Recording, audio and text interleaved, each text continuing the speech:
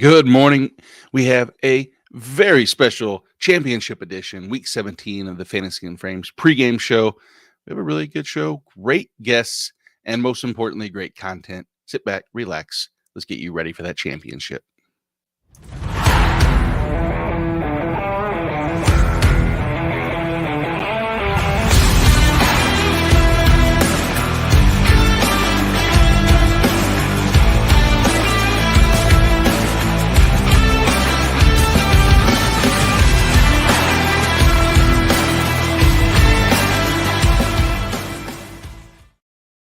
Good morning. As I alluded to, for many, it is championship week. If it's not championship week, quit your league. That's stupid. Week 18 is dumb. Not really. Some people have it set, and maybe some people played in the championship last week and you won, and you wanted to come back and hang out and revel in the victory, which is fine. I don't mind. Hell, I don't care if you're not playing the championship. That's actually the people that I would love to hear from. If you're not playing for a championship and you're just here to hang out, well, welcome in. We're going to have like I said, a great show. Albert's here to join us. I know Albert's playing for a championship. I don't know that. I assume that because he has been here every week with us. I can tell you one of the people on the screen is playing for a championship. In fact, actually, all three people on the screen are playing for a championship. Coincidentally, all against each other. It is a round robin of somebody here. It's going to be someone here could be extremely disappointed. That person's me, because I could lose to the person to my left, your right, or your right, my left, and the person below me. So it is a very interesting dichotomy of games I have. One is an IDP only league. The other is a mixed IDP and offense. But before we go into my teams, and I could talk for, I'd say, 3 hours about woe is me from I got CD Lamb to last night. But Jonathan Konowski, Jonathan, don't laugh. It's not funny. It's not funny. It's supposed to be. Sorry, this is USA. Sorry. Yeah, I'm a professional. I'll be. Exactly. And just remember, everybody listening, you're rooting against USA. If you look at this hate, you're rooting for US. You're not. Get out. Go. No, it is the rematch of in the Revolutionary War, and let's see who comes out ahead. It is and that Jonathan's up to the lead, and then so Jonathan, how are you doing, buddy? Good morning. Yeah, I'm good. Waking up this morning to see CD Lamb went off is it's quite a nice way to wake up. But yeah, no, I'm excited, full of Christmas treats and chocolate and turkey, and yeah, ready to go. Nice. Which is true. I haven't had a chance to wish you a Merry Christmas, I don't believe, from the time from last week. So Merry Christmas.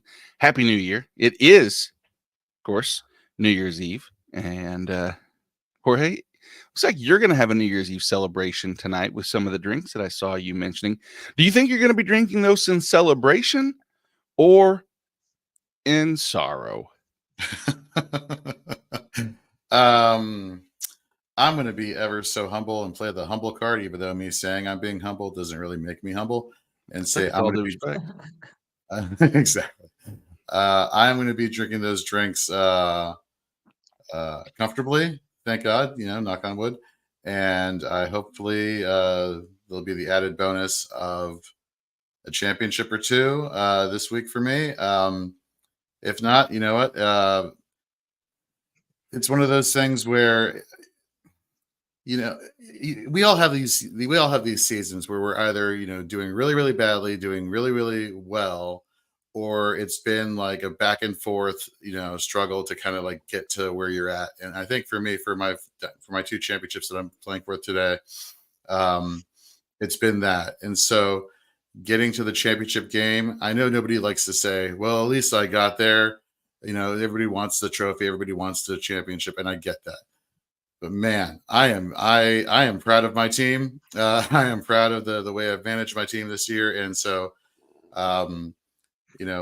obviously I want to win, but win, lose, or draw, I'm going to be proud of the effort this year.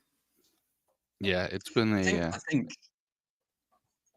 Sorry. I was going to say, I think like with a number of injuries, I think it's a really good time to kind of reflect on like how tough it's been to be able to like, and potentially managing multiple teams and that. I think it's worth reflecting on it at this point in the season, just how tough it has been each week to put good teams together. So, Jonathan, I don't mean to pile on the anti UK sentiment here that Nate is dropping here, but I just want to say in this Fantasy and Frames Dynasty League that we're all in together, that you two are taking on each other for the title. If I lose to Tyler, because we're battling for last place here in that league, fantastic, right? But Jonathan, you win. Not only do you win the championship, but I believe you get the #1 overall rookie pick this coming year, because I traded that for you for Devon Achane, which turned out to be Devon Achane this year. So, two positives in one. I don't know if I can. I may have to root for Nate here. We'll see. That's fair. Well, as you mentioned and alluded to, the injury bug has crept up and bit me a little bit in that league going in. But at the end of the day, you know what? Anything can happen. I made, the moves to get Keenan Allen for this reason. He's out. Made the moves to hopefully solidify some of the defensive side, and there's some injuries. But hey, you know what? We're here to help others win their championship, like Kevin, who says, "What to do, baby?" 120.3 from Brees, CD, Amon-Ra, Sam Laporta, and the Browns D. Let's fucking go. Ring number 2. That's a hell of a start. Yeah. I will say, don't go spending the cash before. I have learned that lesson the hardest of way possible. Don't know, Jonathan, if I've told you that quick story, where I'm sure I've mentioned it at some point. We were coming back from Kansas City, Jonathan, Carey, and I was in the championship of one league, and actually it wasn't the champ, it was the semifinals, but the winner and second place both had pretty large take homes. And so the semifinals, I'm up by maybe like 90 going into Sunday night and Monday, and he had like 4 people left to go. Long story short, we stop at a place because Carey wants this island for the kitchen. I wasn't going to buy it. End up buying it because I thought, well, I have expendable cash.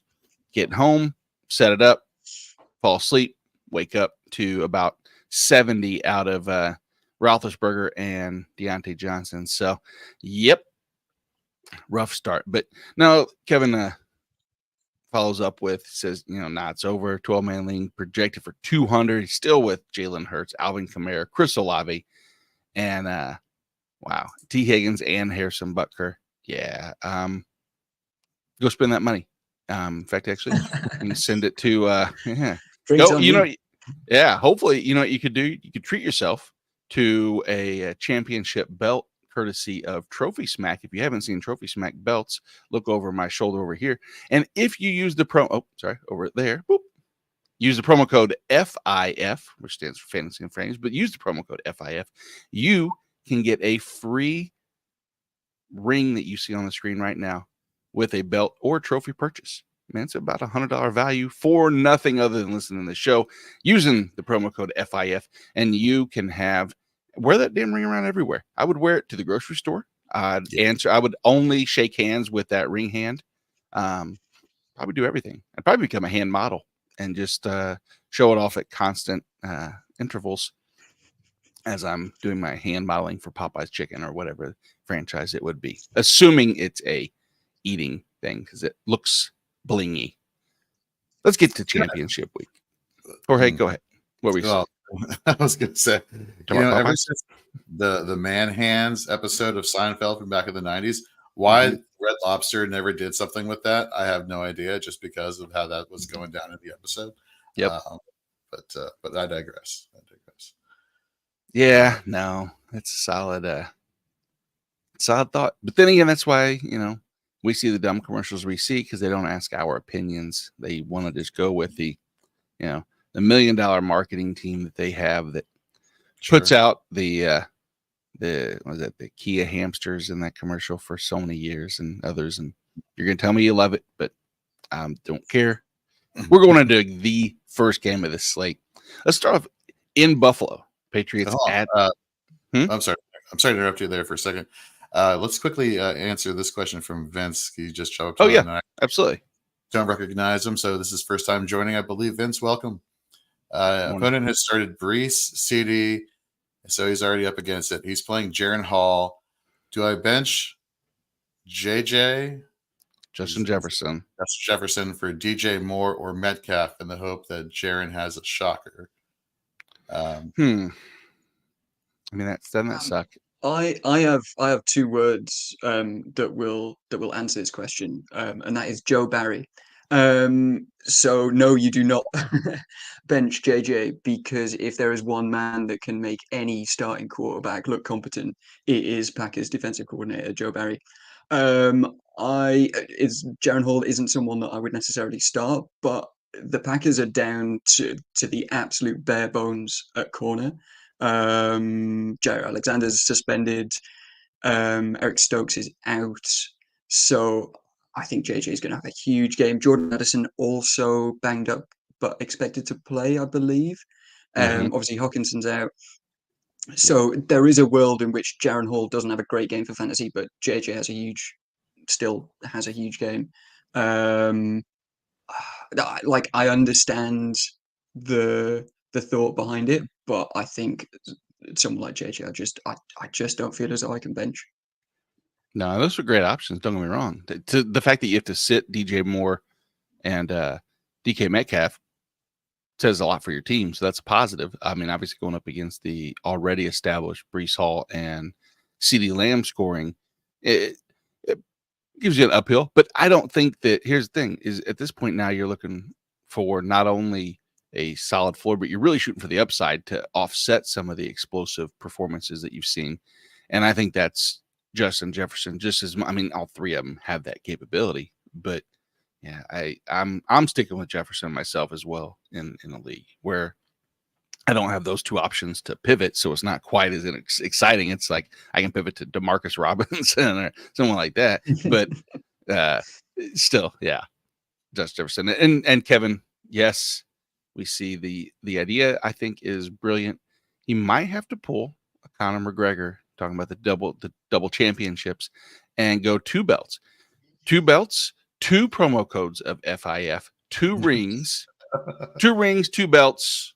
You will be decked out, and honestly, probably the most intimidating person to face next year in the draft, which will give you an edge going in for the three-peat, because you will have a target on your back though too, and that's what we want. You want the target on your back because it's a game. You want to you want that. So, without further ado, we get into the first game of the afternoon slate here. The New England Patriots going to Buffalo. Buffalo 12-point favorites.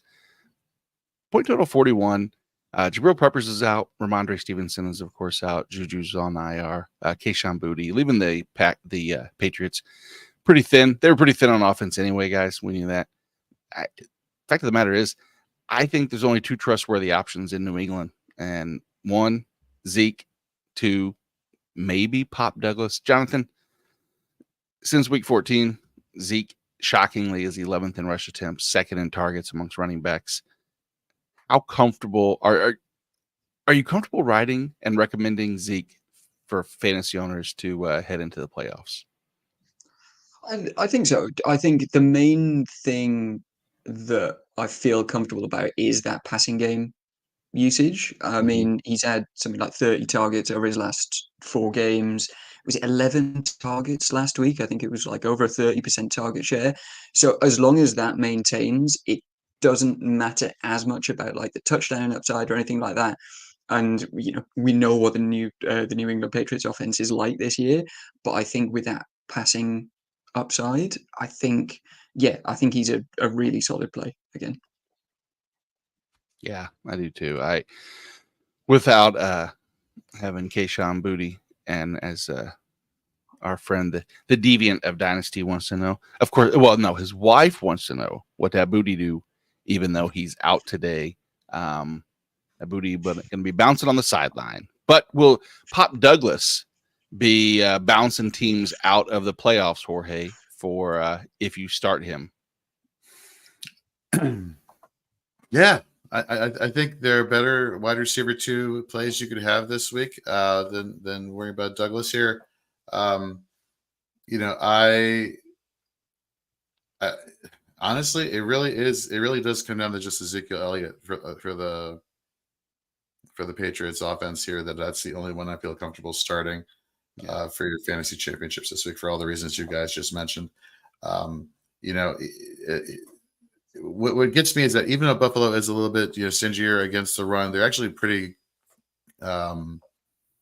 lenient. Generous. There you go. Lenient. I don't know. I was going with lenient. Yeah, generous to the pass catching running backs, and so we've seen all the targets that he's been getting and the touches there. So, to answer your question, no, I would not put faith in Douglas here.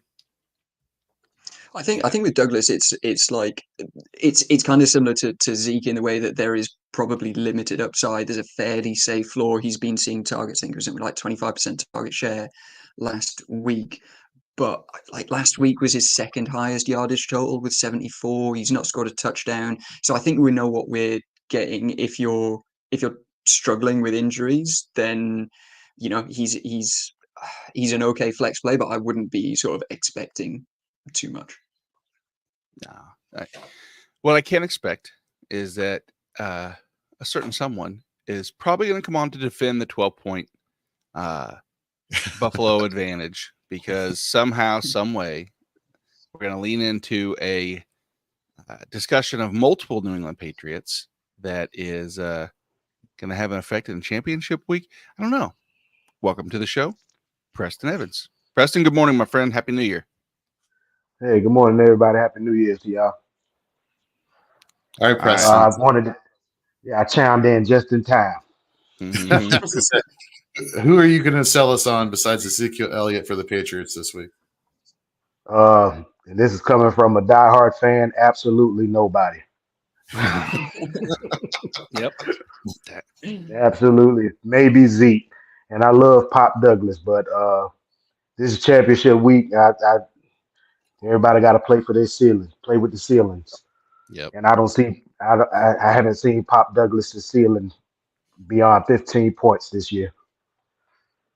Yeah, that ceiling's kind of limited with the coming from the arms of whomever it is behind quarterback or behind center. So I think that there's optimism going forward. Of course, if they have an improvement, he's shown that he's someone that is obviously rosterable for dynasty leagues, of course, but someone that maybe will be targeted a little bit more next year if there's a change or whatever the case may be. I guess the dynasty team here at Fantasy and Frames, I'm sure over the offseason will cover many different avenues for the Patriots. If that's a trade to add to that quarterback room, if that's from the draft or outside. But I real quickly want to talk about James Cook, because not that I'm doubting James Cook's ability to lead you to a fantasy championship, but last week he fumbled a few times. We know how New England can be against opposing run defense or against opposing rushing offenses. They can be stingy, but am I overthinking this? I mean, James Cook is just, you're starting him. There's no issues at all, right, Preston? Yeah, you got to start him. Like I said, it's championship week. Ever since the coordinator change, James Cook has been getting that work.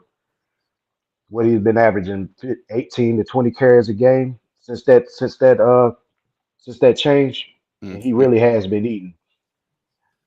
His fantasy output would have been a lot better if he hadn't have coughed that ball up.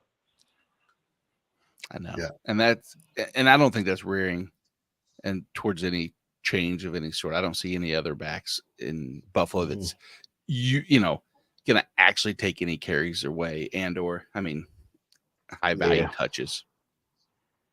Jorge. I caught y'all. I was talking to you. I was listening to y'all from the beginning, and I wanted to. I'm proud of one of my fantasy leagues I'm in too.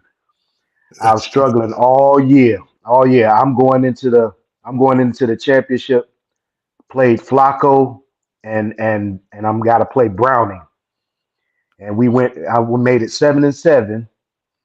Got in at 6th seed and then clawed and scraped all the way to the championship.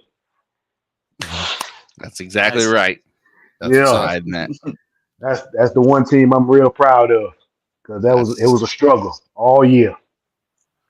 And that is the teams that I think that I'm most proud of. It's easy to get behind a team that you drafted, and you have Puka and Nico Collins and just all the players that at the draft that you hit right, had no injuries. Mhm. Everybody's happy for a Yep. championship team, but the ones that every week you just you're being proactive, you make the right move, and you just, like you said, claw Yep. and scrape and Oh climb yeah. and hopefully win. Mhm. That's the key right there. But let's continue Yeah. to help other people win and talk about one person who there's a chance that he's on a lot of people's lineups and we don't know what to do with him. That's Stephon Diggs, because it's hard name value alone to say I'm not playing Stephon Diggs. But since week 6, 0 100-yard games. Since week 6, one game with 80 plus yards. It has not been Stephon Diggs. It hasn't been anything necessarily consistent. It hasn't like it's been Gabe Davis exclusively taking all the volume away. We've seen that in really, one of the games and some goose eggs across the way. But Jorge, what are you doing with Stephon Diggs, man? We're going to maybe get some questions about it. I'm intrigued to see how many situations you can sit him in.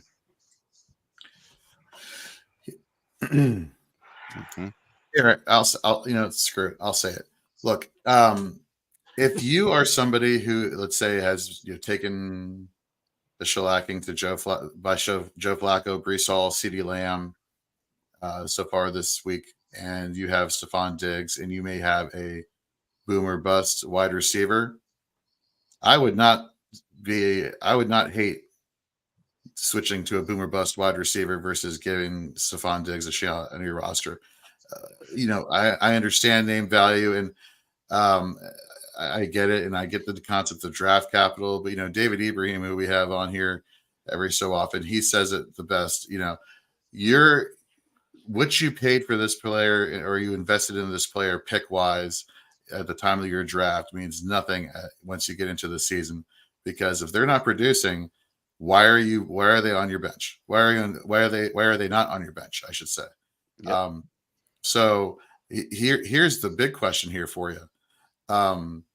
Speaking of boomer bust, and speaking of the Buffalo Bills wide receivers, who would you feel more comfortable with if you had to catch up with points? Stephon Diggs or Gabe Davis? It's a horrible question. It is a horrible question. It's a horrible scenario. These are the questions that we have to ask ourselves. I'll give you an example. Speaking of Gabe Davis, because we know he's put up certain, like, what was it, 4 0-point games so far this year. Had a big one last week.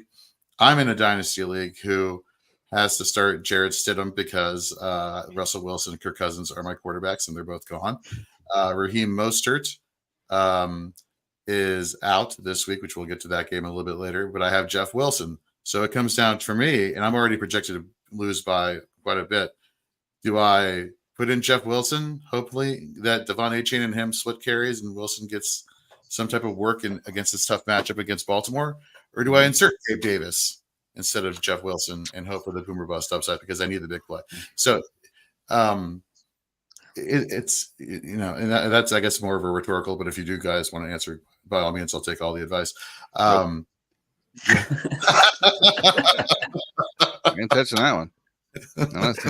Someone over here asked, and I'll answer. But yeah, well, but to answer your question, I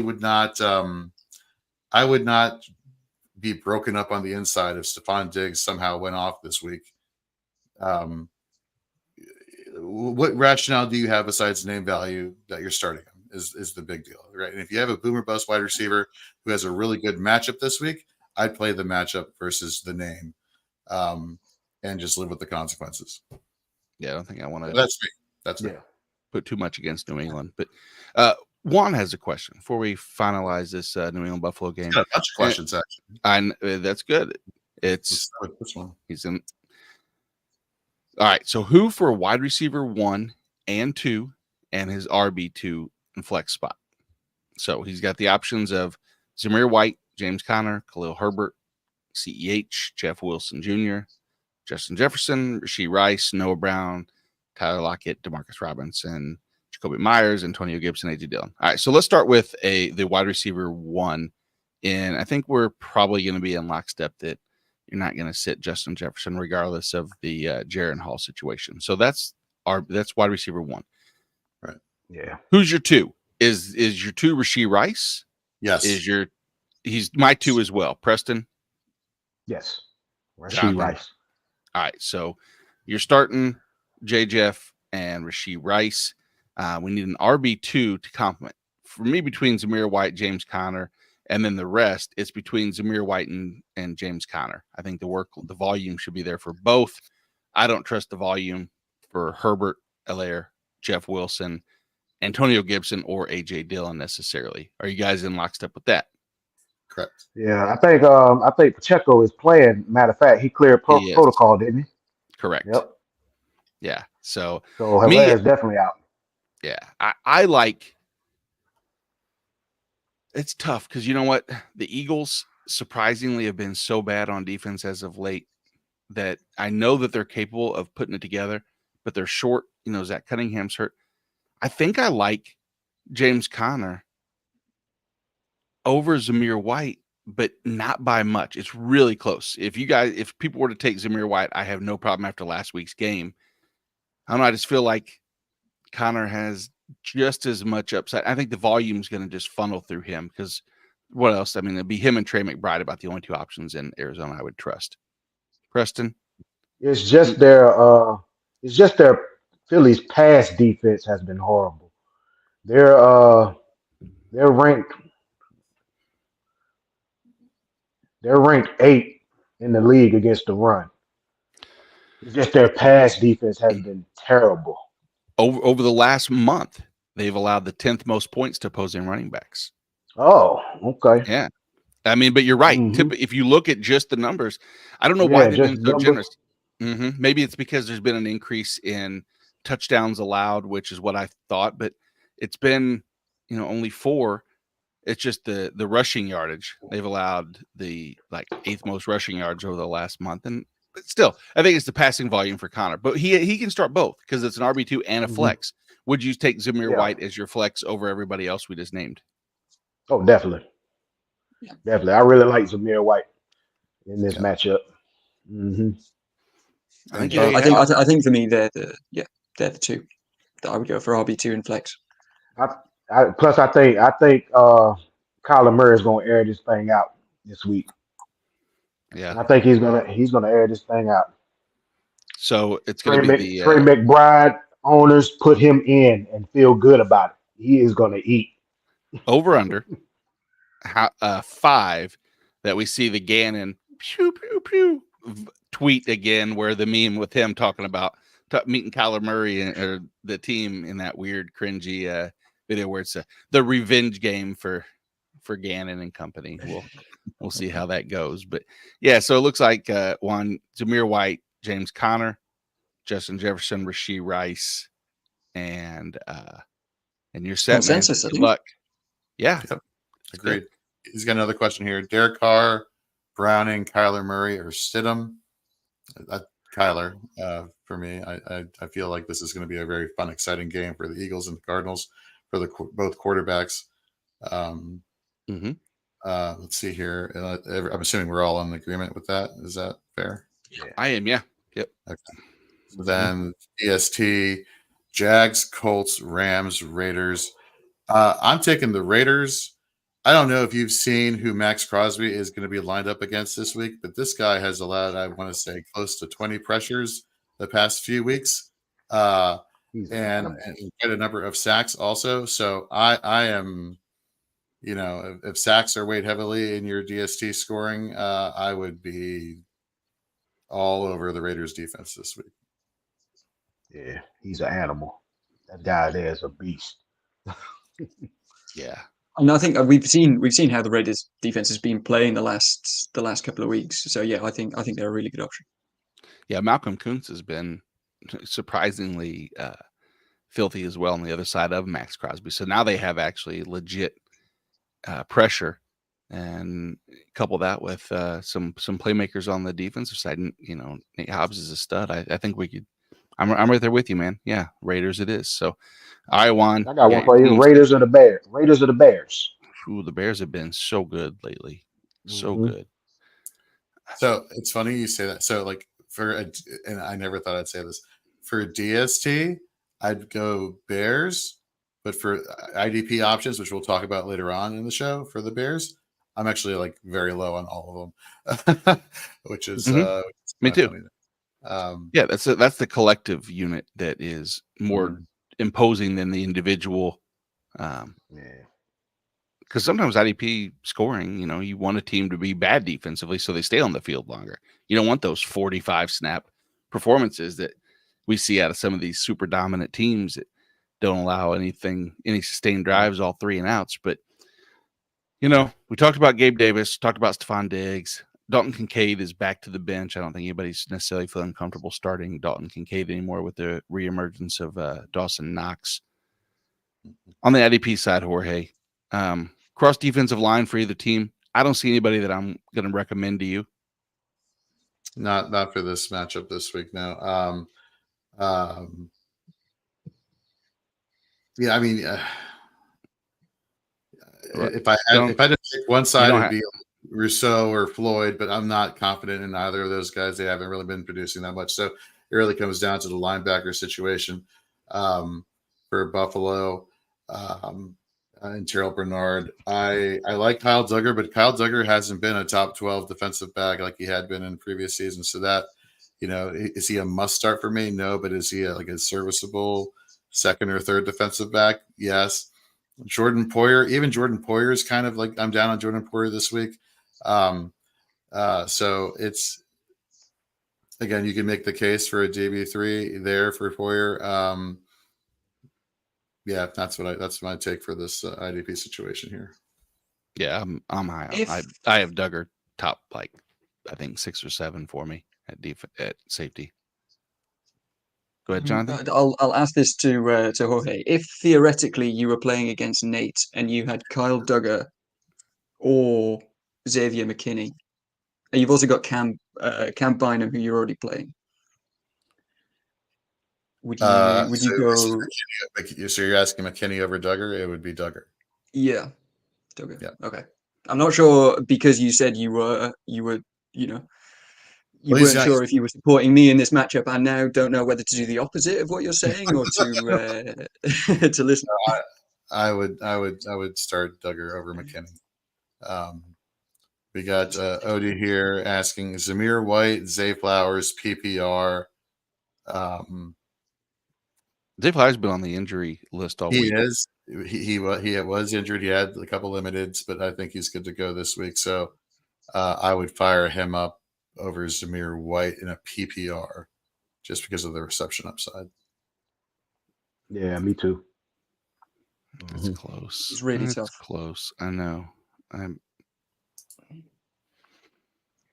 It's really tough because I I think Zamir White could have a really big game. The Colts have allowed something like the third most points to running backs this season. It's one of those where I'm waiting for as long as possible to make that decision. I think they're both 1 p.m. games, correct? Mm-hmm. Yeah. I think it's one where I'm waiting as long as possible to kind of get any sort of Zay Flowers news before I'm making that decision, I think. Yeah, I am as well. I want to lean Zamir White over Flowers just on perceived floor. And a lot of that's based on the fact of, I have this Zay Flowers injury from all week kind of built into my mindset of rankings. But there's nothing else in Baltimore to even concern. I mean, if Zay Flowers plays, I have to assume it's a 25 to 30% target share. And with the ball in his hands, he's as dangerous as anybody. But I don't know if we're going to be of any help, Odie, because I'm going to Zamir White's side. And I think Jonathan might be as well. But I think I am as well. If maybe Zay has a re-injury and he's out, and then makes your decision nice and easy for you. But as Jorge finalized the IDP side of that game, we'll take a trip to Chicago for the Atlanta Falcons and the aforementioned Chicago Bears defense, who are 3-point favorites with an implied point total of 38. Or over under of 38, I guess. Shouldn't say implied point total. Cole Kmet is questionable in this game. Darnell Mooney is out. The The question I think is on everybody's mind is what will we see as an encore from I'm going to say one of the first Arthur Smith actual way to go games where he fed his horses. They looked like they got everybody involved. Maybe not everybody, because Drake London still wasn't Drake London. But on that offense is just not dynamic enough to have 3 elite level fantasy producers. I don't think they are quite yet. Maybe if they have a quarterback change and the old Justin Fields trade that I would love to see happen, where they draft Caleb and Justin Fields comes to that offense and Arthur Smith just takes the most talent that he could possibly have and buries them. We'll see. Don't want to speculate on nonsense, but that's about where we're headed. But Preston, let's get right into it. We're starting Justin Fields, I think, is pretty consensus. If you have Bijan, you're starting him. DJ Moore, unless you're the question from earlier, which is DJ Moore or Justin Jefferson, which means you have to bench him. But most people are starting DJ Moore. I think the biggest questions to have is going to come down to the Chicago running back and Pitts. Exactly. I think those two, and Drake London, those 3 things. So let's knock it out. Let's start with Pitts. Let's start with the Atlanta side and think, what are you doing with Kyle Pitts? Are you getting warm and fuzzies that it's going to be a repeat from, I say repeat from last week, but it was a touchdown that really did anything. I'm not playing Pitts over Gerald Everett. I'm not playing Pitts over Chig. If I have those 2 players, I'm playing those 2 players over Pitts this week. I just this damn Arthur Smith, man. Mm-hmm. Here's one. How about this? That's what I'm going. Tucker Kraft or Kyle Pitts? It's tough. Pitts. I have to go with Pitts. Jonathan? Maybe this is the bias in me, but I think I'm going Tucker Kraft.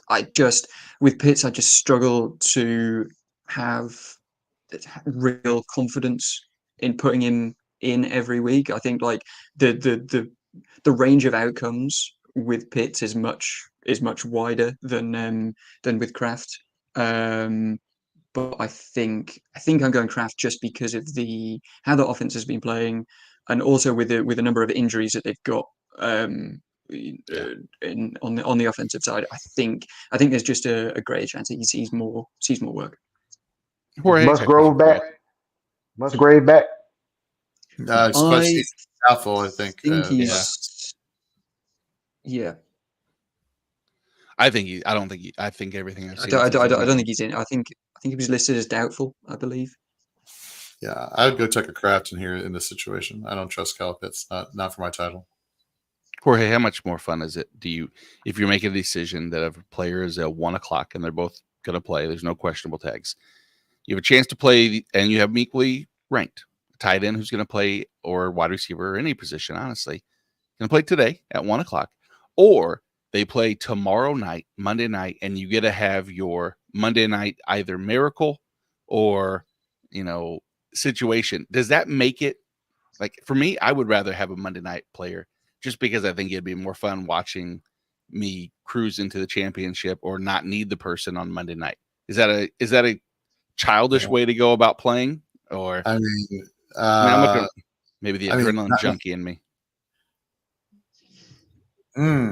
Yeah,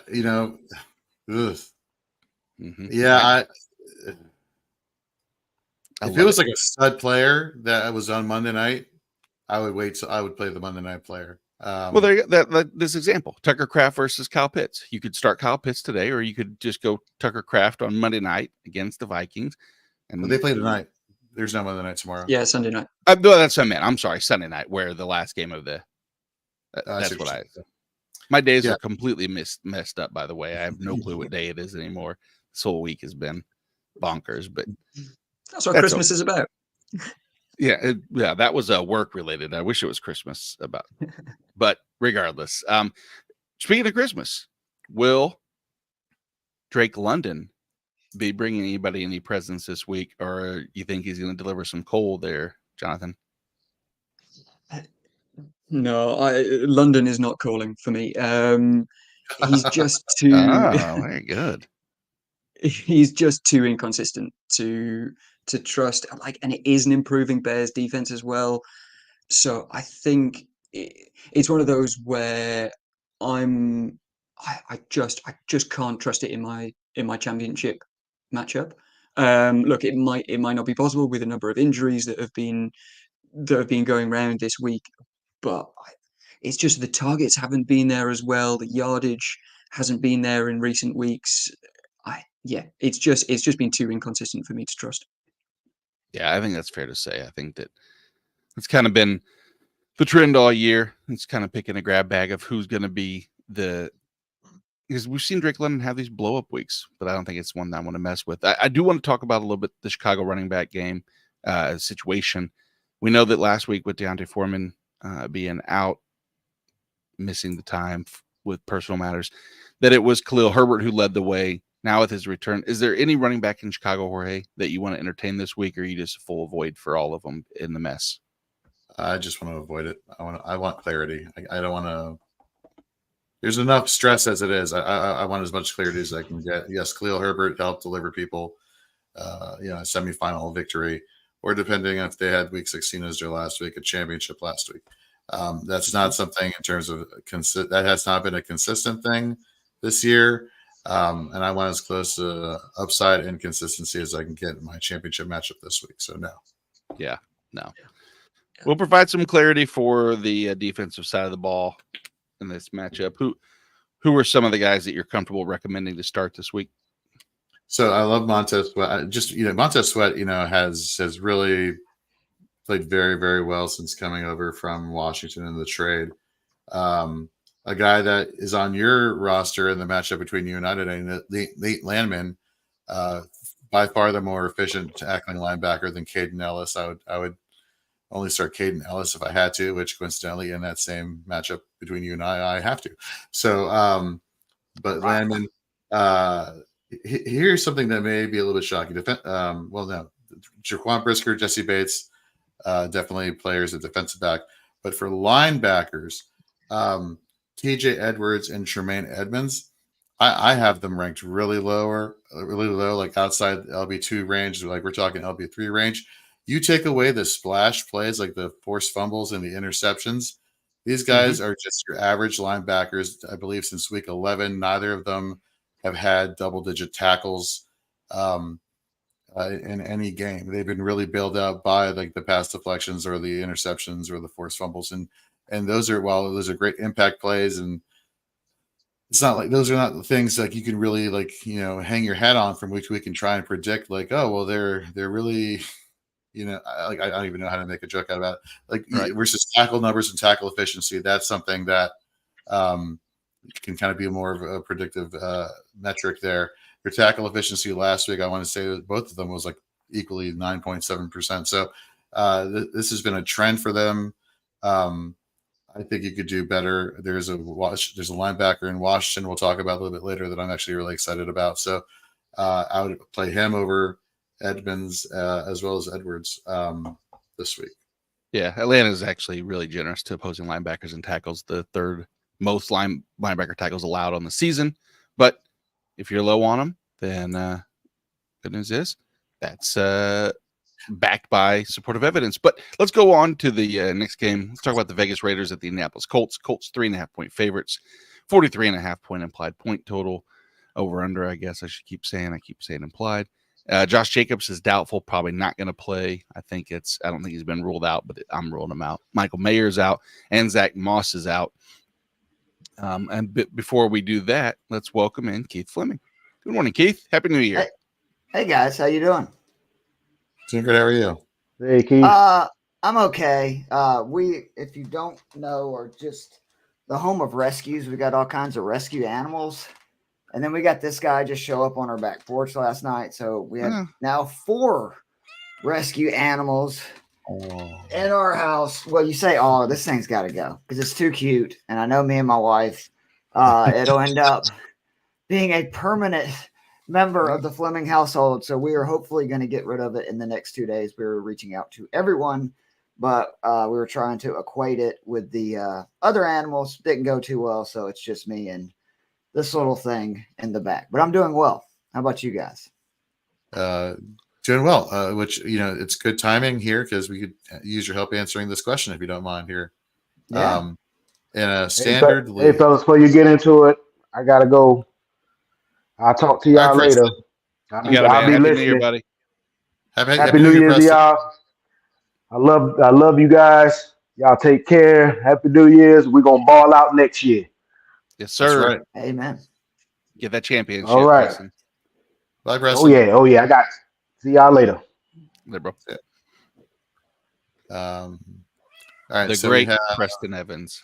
He's phenomenal. I love him. he is phenomenal. He's been doing our flex plays of the week all season long. His content over at fantasyandframes.com you should check out.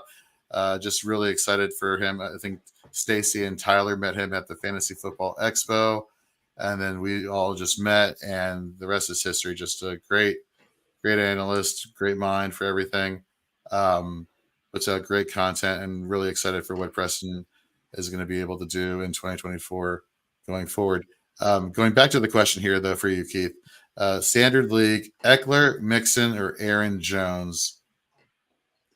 I would lean Aaron Jones only because I look at Minnesota and their quarterback situation. I expect the Packers to be up in a situation where they run it a good bit. He had by far his best game of the season last year versus another team that struggles with the run. And also, I mean, Jones still has speed. Minnesota, we know, blitzes more than any team in the NFL, meaning, if he breaks the right tackle, he could turn any play into a 30, 40, 50-yard run. If it's a touchdown, even better. But, I mean, that's like the, what would you call old and wounded running backs right there, because Eckler doesn't look like himself. Mixon obviously is not the same dude without Burrow and, Chase and all the weapons there. And Aaron Jones, man, he killed me in a bunch of leagues this year, but he came through last week for me in the 2 leagues I was left in. And he would be the guy that I would lean towards out of those 3. Nate. So Nathan here has the Broncos defense, but he has the option of picking up the Rams, Bears, or Raiders off of waivers. Would you recommend he pick up any one of those 3, or should he roll with just Broncos this week? It's like we just discussed it earlier. All three options are really good, especially for like DST scoring, because the Broncos, the only thing I worry is just with this whole shakeup this past week. I know that maybe they might not rally behind Russell Wilson, but it makes you wonder if there's a little bit of, if the money and the financials were the actual reason behind the whole thing of, being cheap. How motivated are you if you're a Broncos player to go out and play for an organization that is doing that to your team leader? I don't know if that's going to have an impact realistically or not, but it's that type of little nuances that makes me wonder. I think I might pivot and go with who you said earlier. I might go with the Raiders. I think the Raiders against the Colts, and as much as I like them having Michael Pittman back, I'm not sold on Jonathan Taylor being 100%, even though it was just a thumb. He hasn't looked perfect all year. So yeah, I'm gonna go with the Raiders, I believe. So good luck with that one there, Nathan. Fellow Nathan's got to be, good luck. Hopefully, we'll see. But all right, Matthew, Devon Achan, Zamir White, Zeke, or Cook, pick 2. Jonathan, what do you think here? This is really tough. I think I'm going Achan. I mean, obviously he's likely to see more work. I've actually been a little bit worried about how little work he's been seeing over the last couple of weeks. It's not a good matchup. I think I'm going Zamir and Zeke here because if it's PPR that Zeke's we spoke about earlier has seen loads of work in the passing game. Zamir White, we've seen the last couple of weeks has averaged something like 20 touches a game against a poor rushing defense. So I think they're the 2 that I'm going. I could easily be persuaded to play Cook over either of those 2, but I think they're the 2 that I'm going with. With the HN situation is you're right. Last week we saw 8 touches, 31 yards, limited practices, didn't necessarily look great. He surprisingly still played 55% of the snaps. So the snap share was there. And if you're talking about it from a committee approach. And so I think that's going to push closer to, 75% this week. I think that he's likely to get somewhere around 20 touches. So I think I'm going to go, HN. And then the second one's the hardest for me. I'm just going to let you guys discuss. Why the heck did you put it just on one person? That was actually me. It was me. The cat actually did it. The cat makes it. You know what? No, I like that. Look, that's much better. Now we're talking. Finally took 17 weeks for me to get a solo show. But we'll see if it happens after recommending HN. And I'm going to go with Cook. This will be my 2. I'm going to double up with Jonathan and go Zamir and Zeke. I mean, that's 4 really, really tough options. I think that it's safe. I hope that they all put up similar production so that there's not one huge outlier within that. But isn't this like a snapshot of the madness of like having the championship in week 17, week 18 is Devin Achane and Cook, who have been 2 of the bigger players this year, and it would make to me all the sense in the world to start Zamir and Zeke, who are backups, who just have got the right job at the right time. Right. It's exactly the perfect segue into the next game, which is the Raiders and the Colts that we talked about, and that's the first question is Zamir White, is he going to be the next unlikeliest championship hero that in 2 years maybe we're still talking about him, maybe not, maybe he just kind of poofs off into the remember when stories. Those dogs never ever just disappear, especially not national champion dogs like Zamir White. Sure. Yeah. No. Never. Wow. You pick on a poor, depleted Florida State, and you're puffing your chest this morning already, aren't you? I mean, I'm not puffing my chest about that, but I mean, back-to-back national titles. We got at least 2 more weeks of being the champs. So this is true. That is true. But look, Zamir White's averaging 5.4 yards per carry. That's ridiculous. 5.49 yards per carry. It's almost 5.5. That is ridiculous. People should be very confident in having Zamir White in the roster if Jacobs is in fact declared out. I don't think he's going to play the rest of this year. I said this on our show the last 2 days. It doesn't make any sense for him to play, and I just don't like this whole non-participant practice. I know they moved him down to doubtful, I guess, on Friday, but I was saying like as of Wednesday, what does non-participant mean? That basically means, look, we're not going to play this guy. And why wouldn't you give Zamir White 2 more games with 15, 20 touches and see if you do have a number 1 back for the future? Because I think Jacobs, he signed a 1-year deal, or was it a 2-year? It was a 1 year. 1 year, yeah.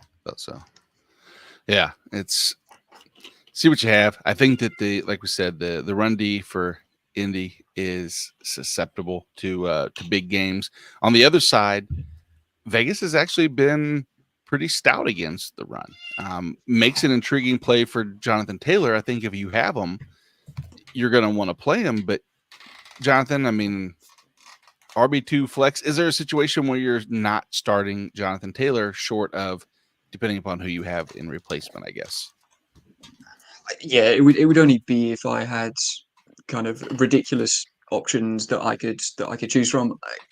I think the volume that he's been seeing, I'm probably lowering my expectations a little bit, but because of that volume, it's going to be really tough for me to bench him. I can't really see a situation unless you've got CMC and Rashad White, and I don't know. It would have to be sort of ridiculous options, I think, for me to consider benching him.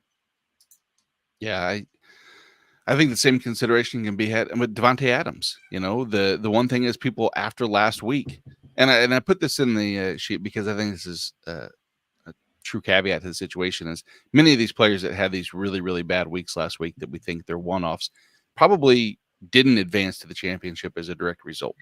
And I don't think people's third and fourth place games, they really care as much about these decisions. I know some people say they do. Some people say they care about last place games and everything else. But at the end of the day, the ones that people truly lament over are for the championship week. And so Davante Adams, Keith, I'm comfortable personally having him back in my lineup because I think that it's, if you look at what he's done on the season, it's not been great. I admit that's one of my, missed calls of the season has been that Davante Adams would be a top 7 option.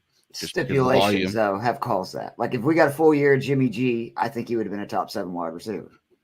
I agree with that statement. Unfortunately, we have Aiden O'Connell. And Aiden O'Connell, despite how much I want to say Davante Adams is quarterback proof because of his ability, we know that is a misnomer. When you go 3 quarters with completing 1 pass, it makes it hard to say that. that is a challenge. Yes. Last I've heard, points are scored if the quarterback can actually complete passes. And we being the Chiefs, lost that game.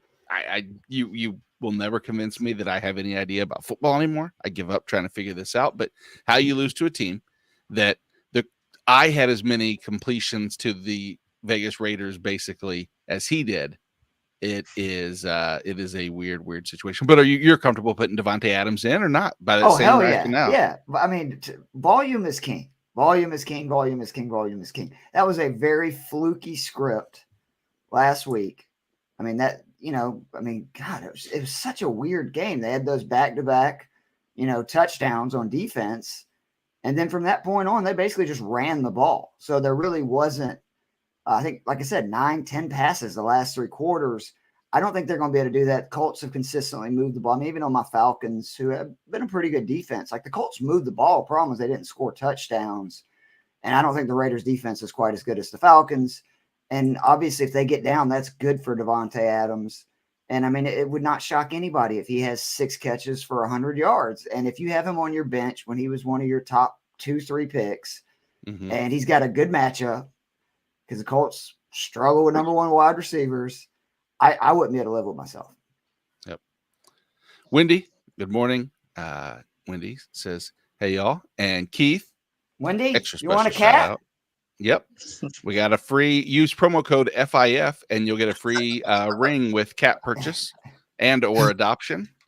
Hell, just take the cat. If you adopt the cat, we here at Fantasy Frames will purchase you a Trophy Smack ring. I say we. Yeah, that sounds fair. That would be me. I'll do that. I'd there you go. With that. Yeah, I would too. I would contribute. Give that cat a wonderful home, loving home with Wendy. Wendy, do Wendy live close to you, Keith? I don't think so. I don't. You know what? Jorge said he'll pay for the flight. I'm kidding. We will not pay for flights too. You can't bring the cat back on the plane. Let's be honest. Come on, that's crazy talk. You know what's crazy talk? Starting anybody else on Indianapolis not named Michael Pittman. Or is that not crazy? Come on. Are we really starting anyone else in championship week for the Colts? Jonathan Taylor. Besides, we talk about Jonathan Taylor. Oh, I'm sorry. Sorry. Nah. Receivers wise, pass catchers, if you call them. I mean, if you're desperate in like a PPR league, maybe Josh Downs, but maybe. Yeah, exactly. Jorge, let's do a little round robin on some IDP options, and you tell me start or not if you're starting the top 36 at each position here. Max Crosby. Absolutely. Malcolm Kuntz. If my DL1's in Yeah, you have 3 DLs to fill. Malcolm Kuntz is one of your options. I mean, the matchup is really good, right? Right. These tackles for the Raiders can't really hurt you. I mean, if I'm no, I no. Well, yeah, it depends. It really depends. It depends if I'm in a situation where my team is needing a boom play, then a boom player or somebody to really outperform their projections. Then yes, I guess I would throw in Kuntz in there just given the matchup versus the Colts. Big play scoring. Jorge's recommended Malcolm Kuntz. Zaire Franklin's a yes. EJ Speed. Yes, absolutely.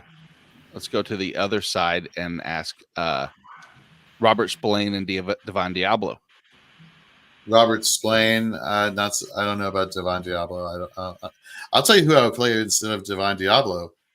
Going back to the other side, Nick Cross. We haven't got the defensive back yet. You see, Jorge, how we do this is we go position to position, and then you tell me, and it's a nice little fun back and forth exercise. It's not an exercise or a game where you just randomly spout out people. When I said, hey, let's play a back and forth game. Back and forth is where I bounce something to you, you give it back, and then yes. I don't follow the rules, mate. I don't follow the rules. You don't, and you know what? I love that about this entire team. But this was the chance to talk about Nick Cross, and the Nick Cross that we have been banging the drum for and hyping for 2 seasons now, where he has let us down and let everybody down. And Julian Blackmon is hurt. Nick Cross finally steps in and, dare we say, startable. Remember, I went to Colts training camp, Jorge. I had feet on the ground. I was researching for us. Right before the Expo, that, yeah. And then he come out in that first preseason game that we watched there at the Expo, and he had like 6 tackles. I don't know if that number is accurate, but whatever. For emphasis reasons, it sounds good enough. And then he gets benched and play the rest of the season, basically. So, yeah. So I have an IDP question for you. Would you start Nick Cross or Caden Ellis? Let me go ahead and don't look check to your make phone to see which league I'm talking about. Huh? And don't look at your phone and which league I'm talking about. Look. Yeah. I would probably start Nick Cross, actually. Yeah. I just don't trust. Caden Ellis is fine, but Caden Ellis, is just his volatility, his ups and downs have been too much. The efficiency's not there. Landman's eating up all the work. It's just an avoid. But that's the Raiders and the Colts. Next game on the slate, the Los Angeles Rams, 6-point favorites at New York, 42-point over under. Guys, this is the I'm going to say a matchup that I think I kind of like to have a lot of pieces in, because number one, Matthew Stafford. Since week 12, he's a QB4. There's not too many options better than Matthew Stafford, short of the big names. Am I right? Let me ask you this, Keith. You're sitting there and you're looking at someone like Matthew Stafford or Patrick Mahomes. Is that a tough? Go ahead. I would start Stafford, not even blink. Yep, I'm right there with you. What about Stafford or? I don't even. I could just go up and down the list here. It's not a. If they're not a running quarterback, or CJ Stroud is the other guy, because I think he's going to absolutely destroy Tennessee today. If you look at his numbers at home.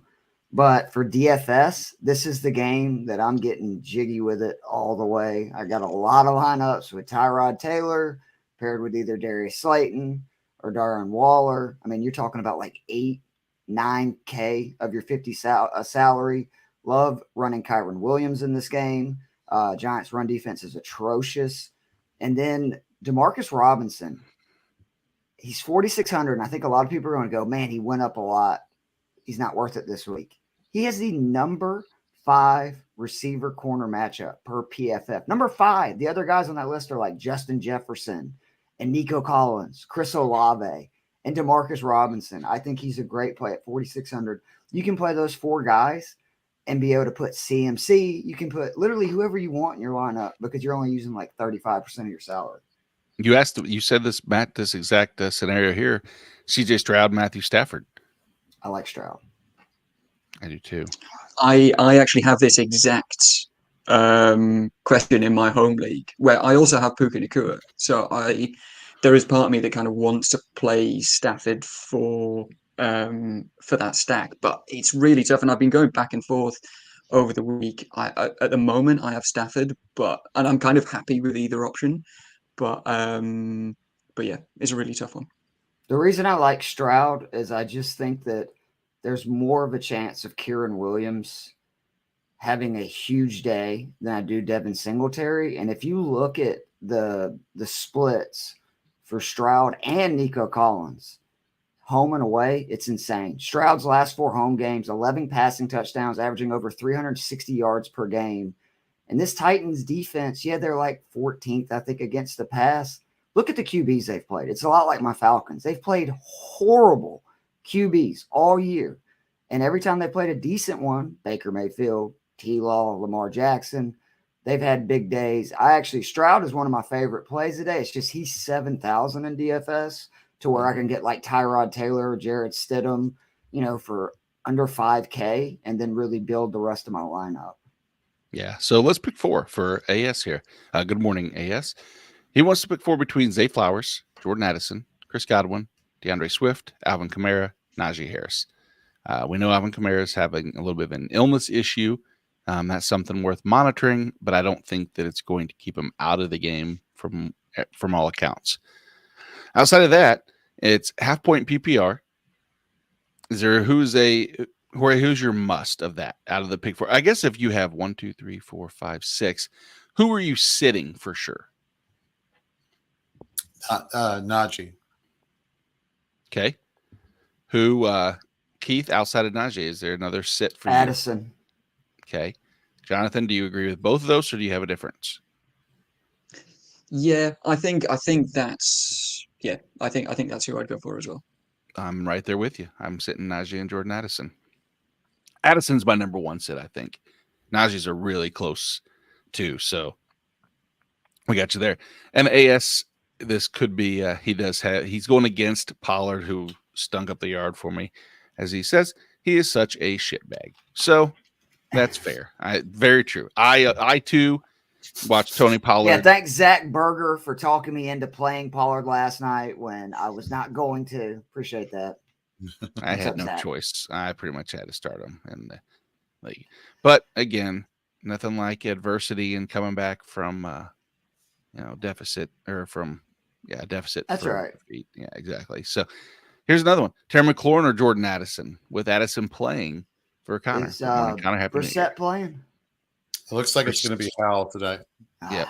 God, that's tough. I would go Addison, and I'm a Commanders fan, so that's just even with Hall. Yeah.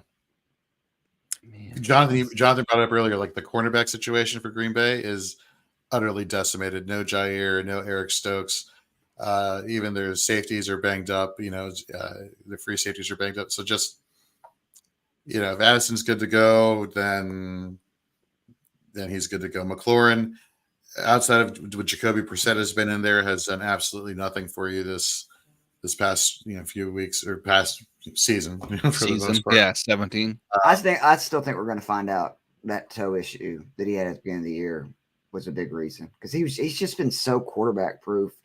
And I mean, let's be honest, like Howell can throw it. Like he doesn't always throw it to the right place, and he takes a lot of sacks, but he can sling it. And it's just crazy that of all people, McLaurin's had by far his worst year. I think it's his toe. So yeah, no, y'all talked me into it. It's Addison.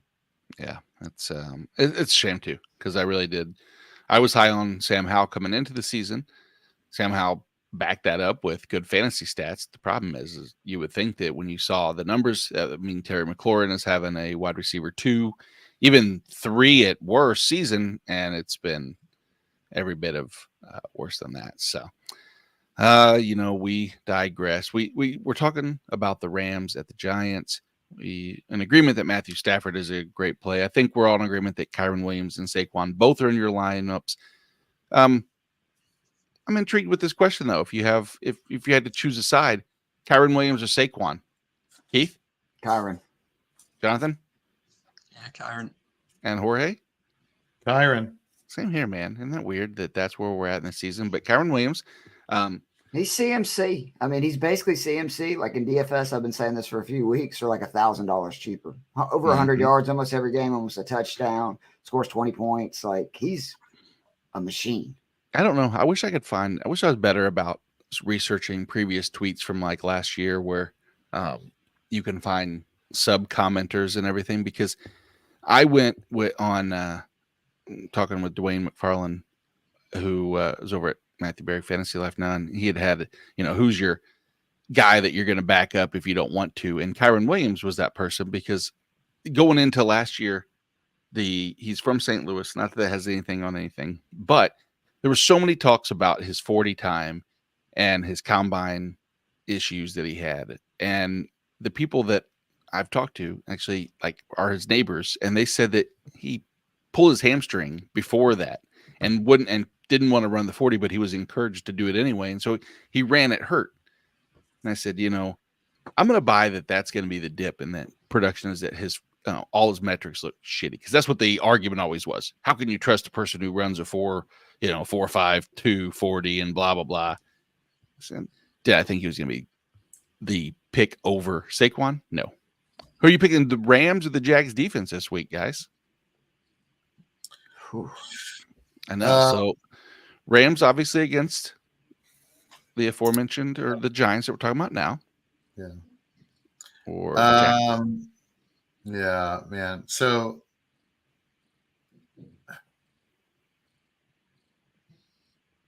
I think I'm going to go Rams here. I like Hoke. I like Young. Obviously, I have to like Aaron Donald. Tackles, tackles don't really help you in DST, right? Nope. So I would go Rams. The Jags, Moton, I believe is his name. One of the tackles for the Carolina Panthers has actually been really good in the past few weeks in preventing pressures. So there could be a little bit of a letdown there in terms of a pass rushing sack upside there for Jacksonville, even though it is Carolina. So give me the Rams here. Perfect. All right, go with the Rams. I think Carolina's looked. Last week was the first Bryce Young week that we saw that he looked, serviceable. We'll get to that. Last 5 weeks, he's top 10 in QBR. So people quit giving up on Bryce. He's got no line, no weapons. We saw this with T-Law year 1. He's going to be fine. I like the optimism. How optimistic are you that Puka gets the 147 yards needed to break the rookie receiving record today, or just in general? Well, I'm going to say today. 0%. 0%. Yeah. Okay. All right. I'm going to take the over of 0%, and that is the entire field of any other percents besides 0. So I like my odds there, which is pretty decent. But I get 10-1 odds to your. Yeah, that was not part of the rationale. This is for the cat. We're betting on the cat. Not. Are you? I hope you win then. I bet you. Oh no. The option is to choose what to do with the cat, and it's in a wonderful home right now. And it isn't a wonderful. I mean, it found the right place, but as I told him, the end's full. We got enough. Yep. Sorry, no vacancy light is flashing right there. So Puka, we know there. Cooper Kupp's always, in for a monster game. He does scare me a little today, though. Me too, right? Puka has a top 5 matchup. Demarcus Robinson has a top 5 matchup. Corner wide receiver. Kupps is actually down a good bit. I do kind of wonder with Kyron Williams running. You got to play him. I have him in a league. I got Cooper and Puka, and it's kind of scary having to play both each week because usually only one goes off. But, you have to play him, but I am concerned. Straight up, I am worried. I would rather have Puka if I was just picking, say, one of them for DFS. Yeah. Jorge, in New York, outside of Saquon, is it pretty much only Darren Waller, or are you even remotely going to consider recommending any other wide receivers there? If I have a third wide receiver or I have multiple flex spots, I would not shy away from Slayton.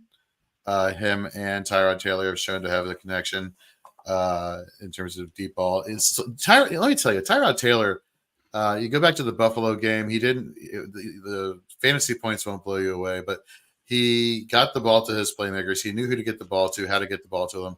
You go then the following week against Washington, he had a 20-plus fantasy point performance. Coincidentally, Darren Waller also had one of his better games that day. Slayton. And I'm not going to say that Wandale is off the table here. I think he's also a serviceable, again, deep flex play, depending on how big your rosters are. So I think there are a lot of good quality plays here at the receiving position. Waller, though, if we're assuming he's healthy, right, and he's good to go, and the reports are he's good to go, I think he could have a really good matchup, a really good game this week versus the Giants, versus the Rams, who I believe the Rams are in the top 8 fantasy points allowed to the tight end position. So give me all of that. They also struggle with down the field passing. And if you look, you saw Taylor last week on that bomb to Slayton. For DFS, I really like having Hyatt or Slayton in my MME lineups because I believe Hyatt's 3,200. I know Slayton's 3,400. And Tyrod has the ability, and those guys have the speed to one play, 60, 70 yards a touchdown. And at that price, all you need is 10 points, and you're going to have a fire symbol next to it. And, I mean, as we saw with Slayton last week, I think he scored like 14 points. And Joe pointed out that in the games Taylor's played, Robinson, Waller, Hyatt, like all of them have basically been targeted kind of around the same. I think it's like 8 to 14 times. So, I could see any of those guys. Again, this is for DFS. I think Waller's really the only one I'd be really confident about for a fantasy league. But for DFS, I would not be afraid to play any of them. Yeah, I'm right there with you. I think that's the correlation for anybody that doesn't do a lot of DFS is when you have that really, really strong flex play that you're contemplating, that usually for me means that's a really, really good DFS play because you don't have the balls to put them in your lineup, but you definitely do when you know the outcome is what you're only considering for a flex play. It's not like any of those guys are going to be the, consistent 9-catch people, or they wouldn't be ranked 54th out of the wide receiver group like, Slayton and Wandell are. But the defensive side of the ball, Jorge, we're going to try this again. It's going to be called the back and forth, where I'm going to give you a player, and you're going to tell me if you want to start that person, and you're going to listen to me because I know that you're the boss around here. But all these rules. Okay. All right. Yeah. All right. I'm ready. I'm ready. I'm the captain now. We'll do the isn't that the reference to the whatever show it was? Captain Aaron Phillips. Donald. Yeah. Come on. Movie Tom show. Hanks. Yeah, come on. I know what it is, yes. But let's go Great movie. outside of defensive tackle leagues where you would start both of these two. How about Aaron Donald or Dexter Lawrence? Yeah, I would start Aaron. I would start Donald over Lawrence, but I could see Lawrence being a decent defensive tackle league. You said outside of defensive tackle league, so just as a pure defensive lineman. No, not really. I've had to bank on the upside of one. It'd be Donald being more of an impact play as an overall defensive lineman than Dexter Lawrence. Me too. I like Michael Holt. I'm not going to quit Michael Holt. I like his tackle the floor. I like when these edge rushers have a high tackle floor. It raises their fantasy floor. Now you just throw into the sack or the quarterback hit or the tackle for a loss, and now you really start to pile up the fantasy points that way. So that's my thought there with the defensive line. No, well, so with the Rams, though, take your choice. Do you want Holt or Young? Again, it comes down to me to the tackle floor. Give me Hooked. I know Young has been great at pressure, is great at getting the sacks, and I get that. That's what you want from your edge rushers. That's what you want from your defensive linemen. Mm-hmm. But if he doesn't get a sack, then you're having a really low floor and basically getting nothing out of it. That's exactly right. Speaking of tackle floor, Ernest Jones battling through an illness, but if he plays, you're still playing Ernest Jones, right? Yes, absolutely. Bobby Okereke is in our lineup. About a defensive back, Jonathan had the question about Xavier McKinney earlier, but Xavier McKinney, Jason Pinnock, both in lineups. If you're starting top 36. Let me pull up my top 36.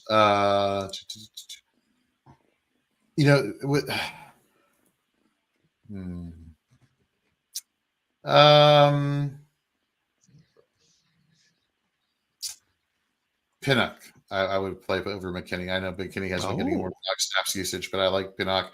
I just think he's more of an overall better playmaker, better plays on ball. So I would take Pinnock over McKinney if I had to pick one of the two here. Okay. All right. Well, there we go. And that is the conclusion of the Rams and Giants. But before we get into the next game, which is the Arizona Cardinals at the Philadelphia Eagles, let's bring in the next guest to the show, our friend, your friend, the great Colby Conway. What's up, y'all?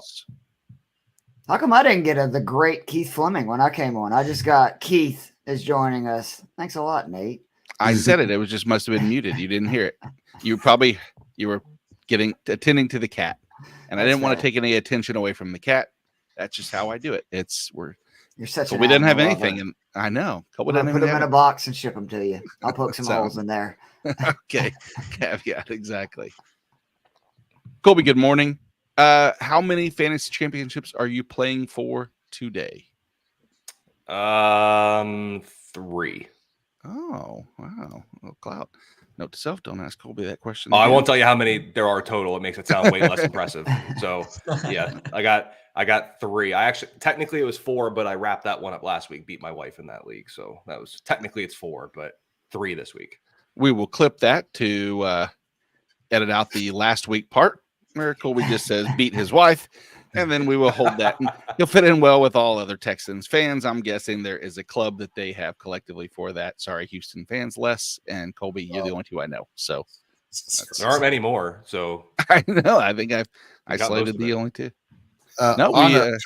On a completely unrelated note, speaking of Colby Conway, who is in the Kings Classic each and every year, representing Fantasy Alarm, our own Tyler Heil is in the championship of the Snake League in the Dawson division of the Kings Classic. So we just want to give Tyler a shout out and wish him good luck in his championship matchup. And he's nervous when he starts texting me asking for matchup questions. Like, I'm the DFS guy, right, Tyler? Like, why are you asking me who to start?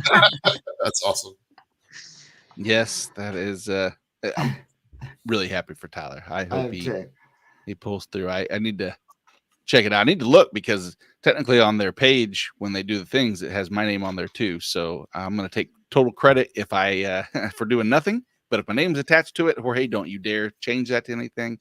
I will just sit back and take that on. So, Colby, you joined us just as we were getting ready to get into a game that coincidentally is not the Houston Texans. You have a very so I joined too early.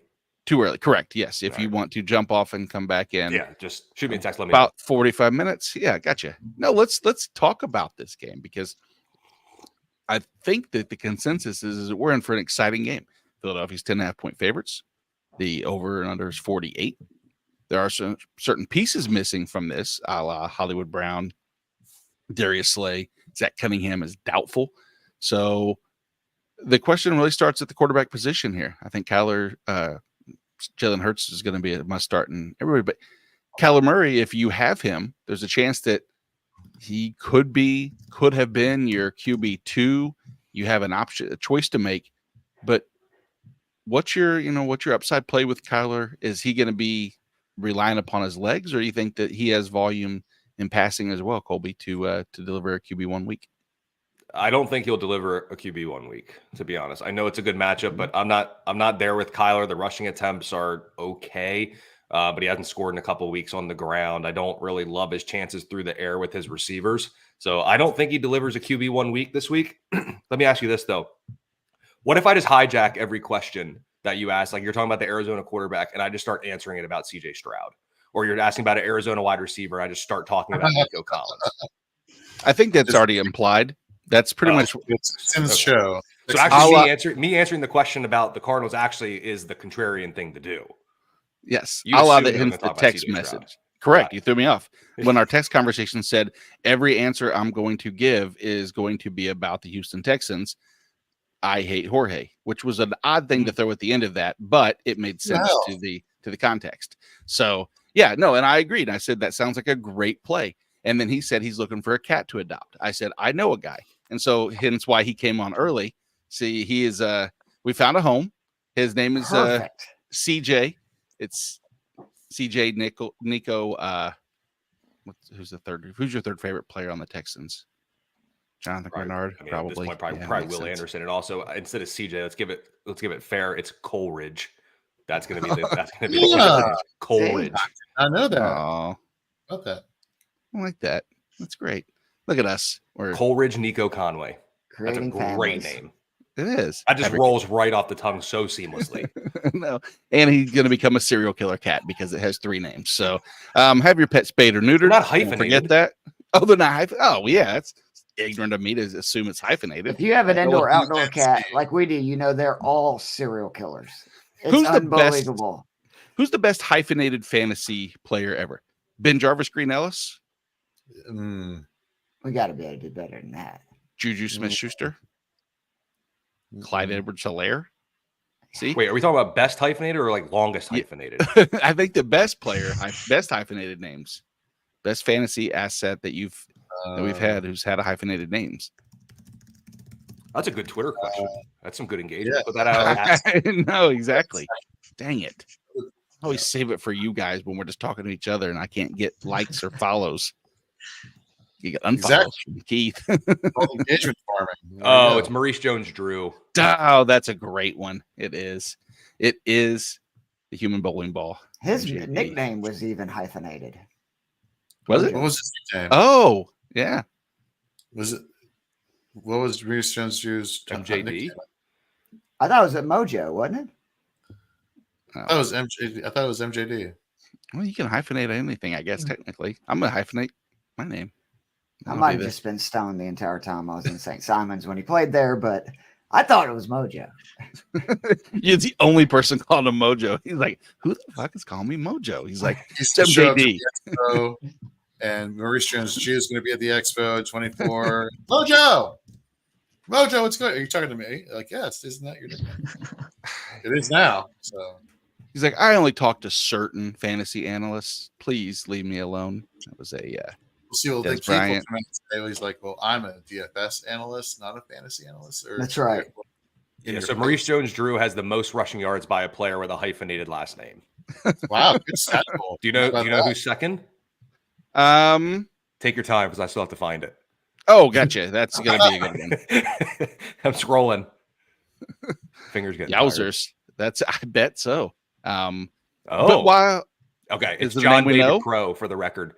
Played 10 years from 1958 to 1968, just under 5,000 yards. Nate, do you remember him? dang. I close. I watched him in college. Was he with the New York Football Giants? What's funny is I think I'm older than Nate, but it was still funny. He was not with the football Giants. I don't know why I said that. Oh, Pete Crow Armstrong. He only had one 1,000-yard season in his career, and it was in 1960. Okay, yeah. It's in 8th grade at the time, so He was in LHB that year. That sounds like a cool position.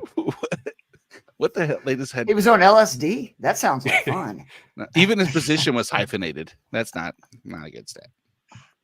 All right, let's get to a question that's not hyphenated. Will D-Hop, damn, that's almost hyphenated, have a high fantasy game today? From Headbanger needs to know.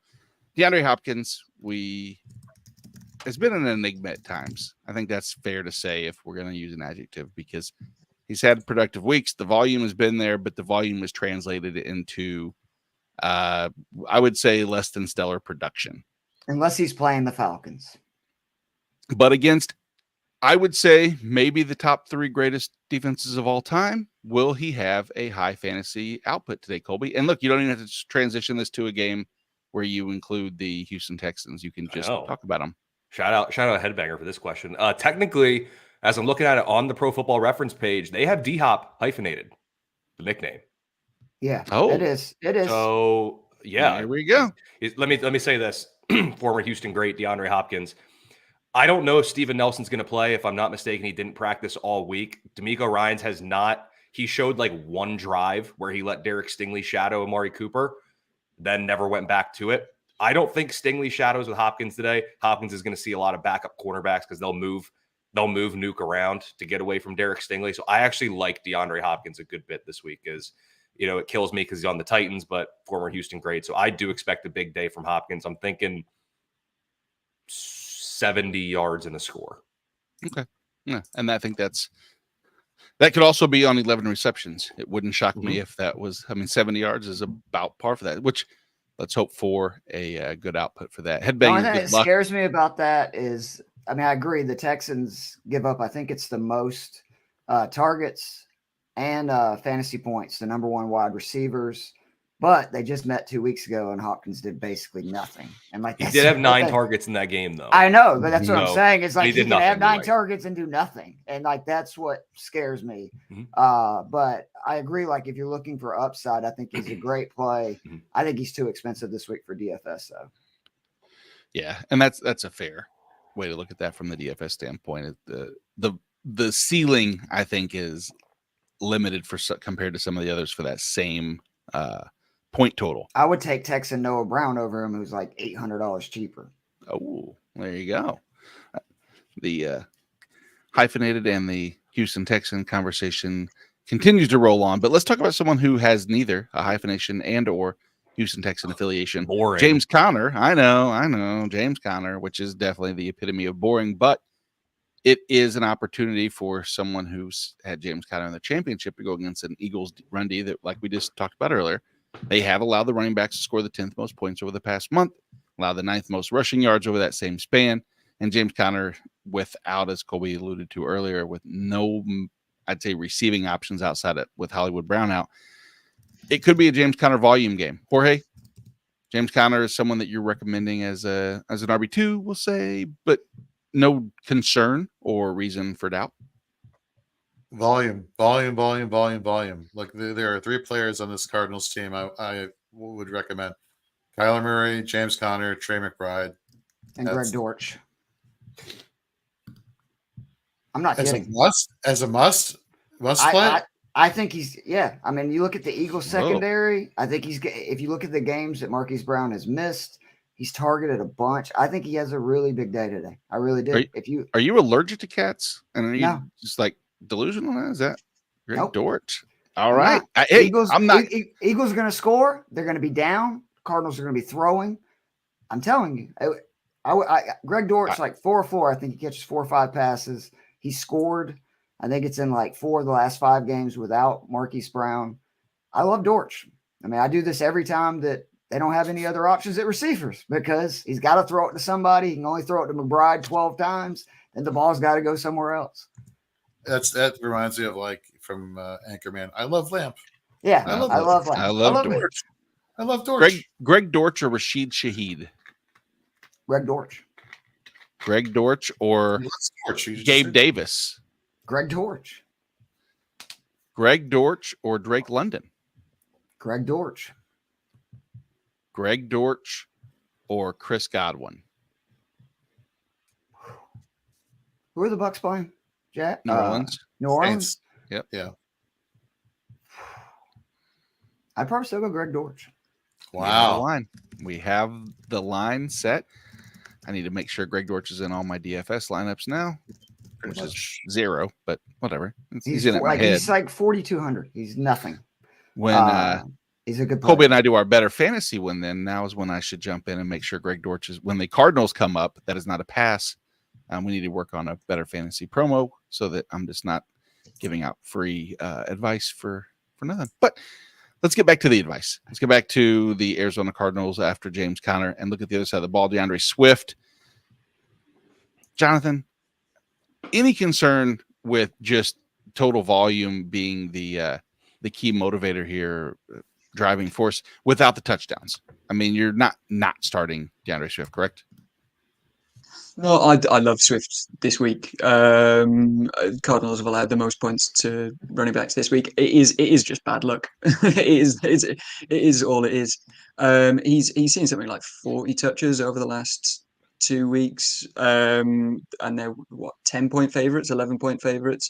So yeah, positive game scripts. You know, one of the worst defenses in the league. I think he's in for a big game, and fingers crossed, just a bit of luck in the final 5 yards. Yeah, and so for the Cardinals without Hollywood Brown, the question I was going to ask is, can we trust anyone in Arizona not named Trey McBride? I guess the answer is Greg Dortch. So I will, which don't get me wrong, Keith, not knocking the choice. I am a little shocked as high as, where you'd have him just from, I guess maybe just my pessimism. The other 2 receivers don't. It's Michael. the matchup. The other 2 receivers are awful versus man. The Eagles run a decent amount of man defense. And again, if you just look at the games that Marquise Brown has missed and Dortch has played, dude gets a ton of volume. And I mean, we've been talking about this on our show all season. Every time that one of the main weapons is out, if you look, Dortch gets 7-8 targets. He scored, I think, in 3 or 4 games. And he's had, I think, 4 double-digit games this season. So I do. Against the Eagles secondary that sucks. They're awful. You saw what Darius Slayton did last week. I think Dortch is a great play because I think he's going to get a good bit of volume. Michael Wilson has like 30 yards all year versus man. And we saw last week he hasn't really been utilized that much. I don't trust Rondell Moore. So that literally means McBride and Dortch. And Greg Dortch. And for the Philadelphia side, we know we're starting A.J. Brown, Devonta Smith, Dallas Goedert, Jorge. On the defensive side of the football, we know Hassan Reddick, maybe Josh Sweat. I have the positions defensive back: Budda Baker, Jalen Thompson, Kevin Byard, Reed Blankenship. These are all starters in top 36 options. At the linebacker position is the one area that I figure we could get some questions from some people. Is without Zach Cunningham, are there any Philadelphia linebackers that you're comfortable starting in this matchup, a la Nicholas Morrow or Shaq Leonard? No, as a top 36, maybe Morrow. But I would not start Shaq Leonard. What about on the opposite side of the ball with Chris Barnes? You comfortable with him? Not really. No, not so much. No, that's a fair answer. I'm not asking you to commit to Chris Barnes as your fantasy champion linebacker in this situation. But let's get to the next game. Before we do, let's bring on another member of the Fantasy and Frames family, Mr. Rhett Manuel. Or no, sorry, the great, amazing, fantastic, adorable Rhett Manuel. What did your byline say? Your headline? CeeDee Lamb ruined my life. Wow. Yeah, CeeDee Lamb ruined my life last night in this fantasy championship when he ended up getting, I believe the number was in my league, 56 points. So, and until proven otherwise, I am dead in the water, and I'm not here for it. Perfect. Well, this should be a bummer of a show. Let's go ahead. Hey, Rhett, you want a cat? It'll cheer you up. My wife's allergic, so I can't even do that. So, everything is miserable this morning. It's fine. So not coming up Millhouse is what you're saying. Not coming up Millhouse. Well, let's go ahead and answer a question for Movie Fan 101, because this is I think it's going to be a common type question, at least involving these two players. Colby, I'm going to start with you. Zamir White, Devin Achane.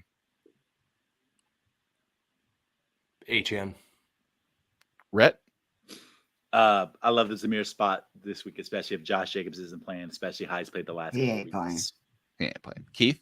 Zamir White. Jonathan? Yeah, same here, Zamir White. Jorge? I'm gonna go Zamir.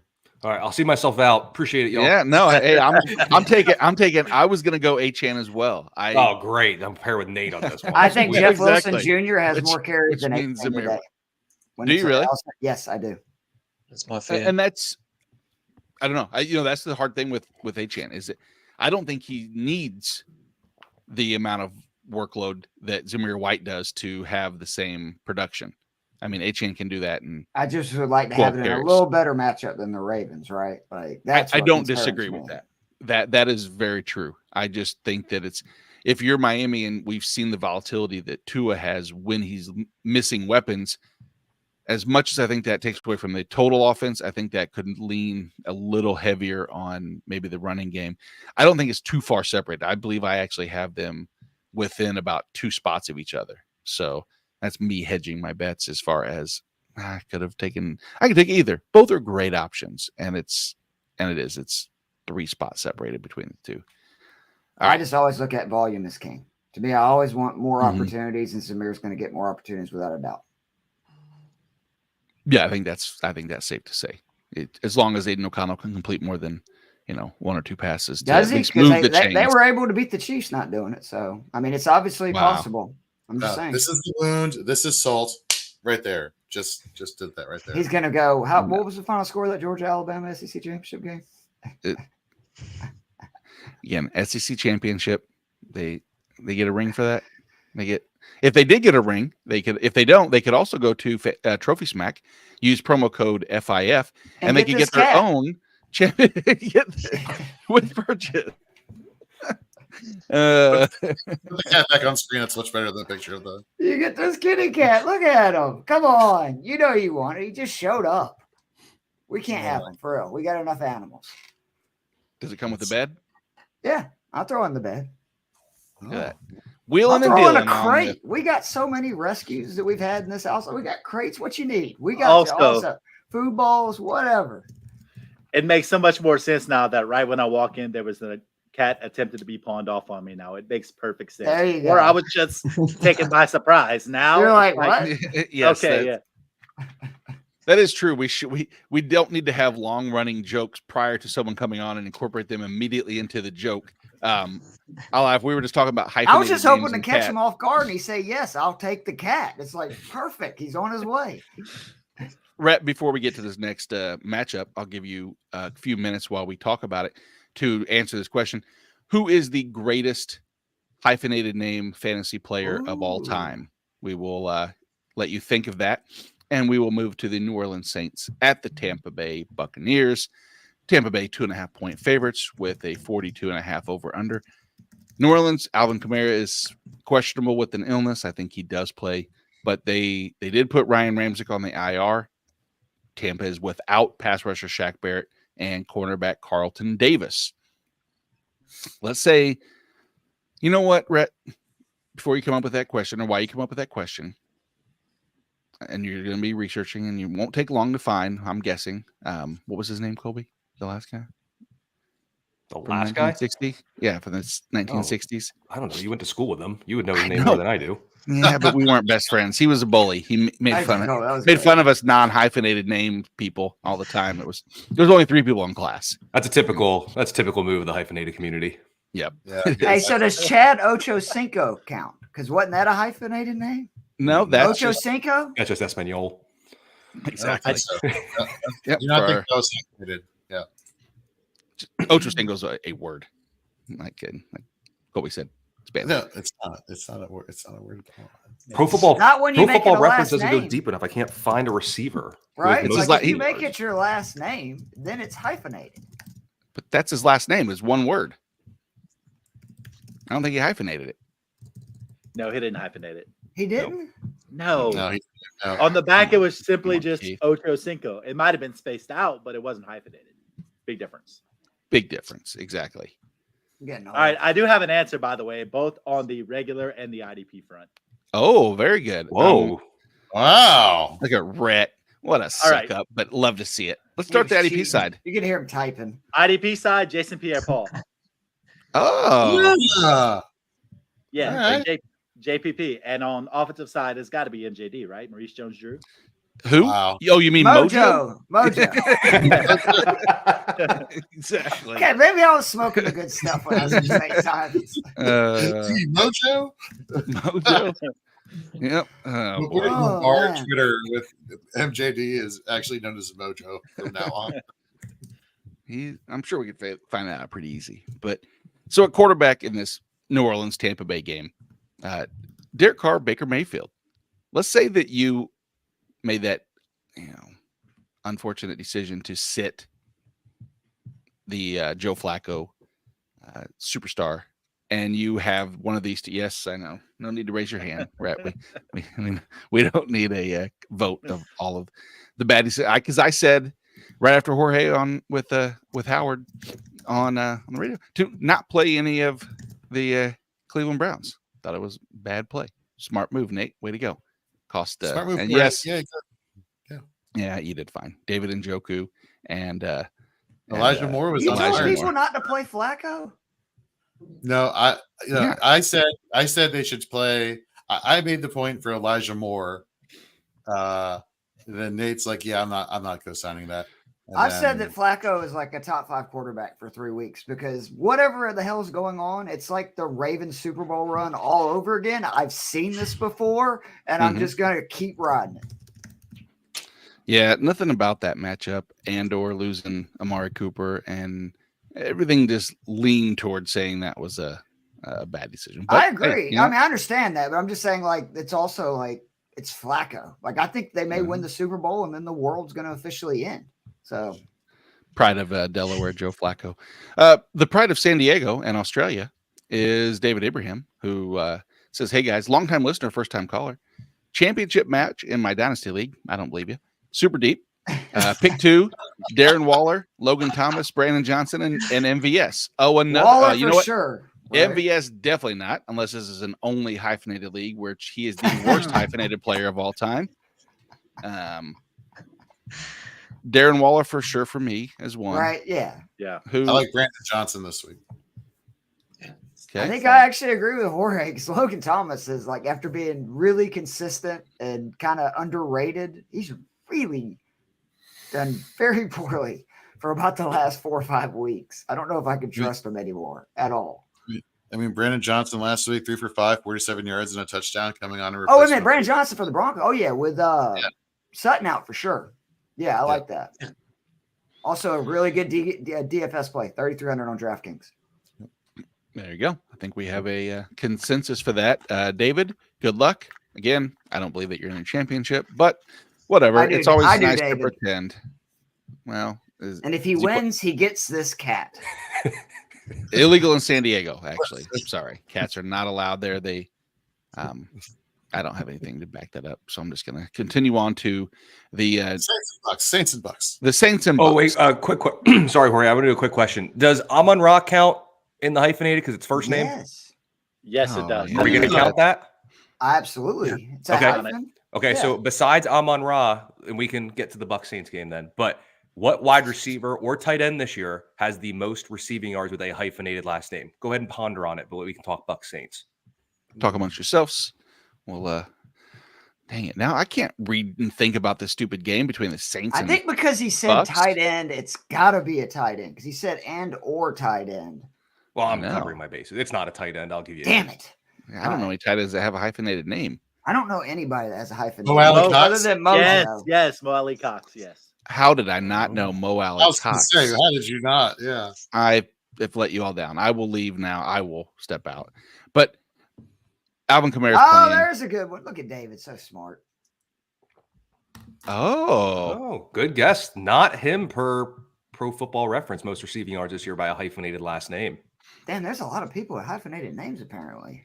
I know. It's households become broken every day. It's a PSA to all divorced families out there. I come from one myself. Luckily, I am not, neither of a hyphenated last name.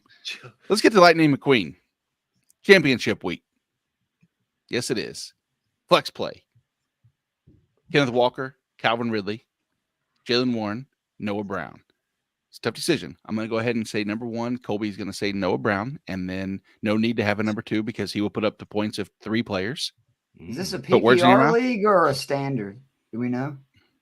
No. I know as much as you do with this, which is a point PPR to make it fun. Rhett, Sure. You're starting to flex. One person out of this group. So we got Ken Walker, Calvin Ridley, Jalen Warren, Noah Brown. PPR.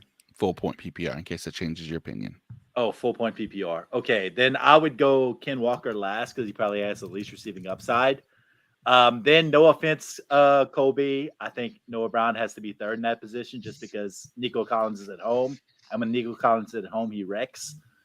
Second, Calvin Ridley, despite the CJ Beathard situation. I'm going to start Jalen Warren in that situation because I like the receiving upside. He's pretty much 50-50 snap share with Najee Harris all season. So give me Warren in a championship spot, I guess. It's tough. He's right, though. That's a tough spot. Jonathan? I think, I mean, as long as Ken Walker is due to play, I believe he's good to go. I think I'm going Ken Walker there. I just with the amount of work that we've seen him get, there was partway through the season where we saw Charbonnet get more work, but since then Walker's kind of taken hold of that role, so I think I'm going Ken Walker. Colby? I'm going to go Jalen Warren. Okay. Jorge? I'm going to go Ken Walker. And Keith, round out. Go ahead and take a Jalen Warren. Make it a... I can't do it. I have to go Noah Brown. I think he has the most upside. And I love Stroud today versus Tennessee. I think Tennessee's pass defense is awful. I think both Collins and Brown have great days. And I have several DFS lineups where I'm stacking Stroud with both Collins and Brown. The non-Texan fan calls out Noah Brown. I find that hilarious. Oh, I almost did. I was torn. It was Warren or Noah Brown. I was torn. I love Noah Brown too. All right, well, then you have a chance at redemption here. Jaden Reed or Noah Brown? I'd have to go Jaden Reed here. Just because the rushing carries is the big deal. You know he's going to get some run attempts and the pass. It's just, again, for me, a lot of times it's about volume, especially when I like both players. Yep. Sounds about right. All right. New Orleans, Tampa Bay, the one area that I think that many people, when they look at the schedule ahead, thinking New Orleans, Tampa championship week, I have Mike Evans. New Orleans is the proverbial thorn in the foot of him. But guess what? No Marshawn Lattimore. So I'm guessing Mike Evans to the moon. Is Chris Godwin a top 36 option for you, Jonathan? Yeah, I think so. I think look, it has been quite frustrating for Godwin. Obviously, kind of Evans has had those huge spike weeks, but it has been getting slowly better over those last sort of couple of weeks. Baker's playing kind of as well as we've ever seen him, really. And obviously, I mean, we're coming off two sort of good matchups for Baker, but the way that he's playing, I'm keeping faith in him and in Godwin as well, I think, this week. Rhett, what are you doing with Rashid Shaheed? God, he's such a boomer bust guy, isn't he? I mean, he's one of these guys where you think you have Chris Olave all year, and you're like, oh, that's your deep threat. But Derek Carr, David Carr is his bust of a brother. Derek Carr has shown a propensity when he wants to go deep to go with Rashid Shaheed. So what am I doing with Rashid Shaheed? Probably sitting him because the likelihood that Derek Carr is going to go deep on a consistent basis throughout a game is very low based off of me watching this team all season long. So I'd probably sit Shaheed in this situation. Play him in DFS if you really want to. That's the answer. Did you see Colby's face twitch when he said David Carr? It was like a spastic. He was why? He doesn't need to catch any unnecessary jabs. Let the man be. It's not his fault he was running for his life. I was going to say, I've always wanted to see his career over again without getting sacked 5,000 times his first 5 years. Zero chance of success in that. It was. I watched a person. I'm sorry. No, you don't need to be sorry. Yeah, that's not anything you did. That is not anything David Carr did. That is an offensive line that made him run for his life. We watched Mark Bolger in St. Louis here go from now this is not a flex on Mark Bolger, but he was the Pro Bowl MVP to being out of the league within 2 years because he was the same situation. He was sacked 9 times a game. And Kurt Warner with the Giants, right? Like literally washed. And then he got to Arizona, who had a better offensive line, and they're right back in the Super Bowl. There you go. Shout out Kurt Warner. Shout out Gator J, who wants to know, do we trust Cade Otton this week in this matchup? Jorge? So last time they played each other in week 4, Cade Otton, 3 receptions on 4 targets, 13 yards, and a touchdown. You look at the past 3 weeks, target volume 5, 2, 1. What do you want, Gator? That's my question is, what are we talking about trusting? This guy that averages like 6 points a game. So are you saying exactly like do you just need a touchdown or do you hope for touchdown and yardage? Because if that's the case, you need to look elsewhere. And to be honest with you, so to answer your question, no, I do not trust Cade Otton this week. There we go. I mean, hell, I'd rather play Janu Smith probably over Cade Otton. Oh, Tanner Hudson or Cade Otton. There you go. There's a gross matchup. But Preston wants to know Kyler or Baker Mayfield. This is the good spot there because, like Colby earlier said, he didn't think Kyler was the QB1, but I'm guessing not too far outside of the QB1 conversation, probably 13, 12, maybe 14. Baker has been a fringe QB1 pretty much every week. I mean, in some capacity, obviously he has some off weeks, but Keith, which direction are you choosing? You were high on Kyler. So is that an easy Kyler answer? I don't know if it's easy because Baker's been playing so well. And if you look at I don't want to say this New Orleans defense is like falling apart, but it was kind of shocking how easily the Rams were able to just throw on them. And I mean, they're kind of letting Baker cook. If you look, the more of this Bucs offense has opened it up, the better Baker has become. And then you're looking at Cleveland going, really, you let this guy go to, anyway. But I still lean Kyler. He's still got at least 20 rushing yards in every game this season. His floor is just so much higher. And I mean, all it takes is him breaking one 15-yard run for a touchdown. And that's 7.5 points right there. And he's thrown a passing touchdown 5 straight. And if you don't think he's going to throw a 6 straight against that awful Eagles secondary, come on. So I'm going to lean Kyler. But I like both plays. There we go. We'll get the rest of this game out of the way, and then we'll jump on these other final questions real quick.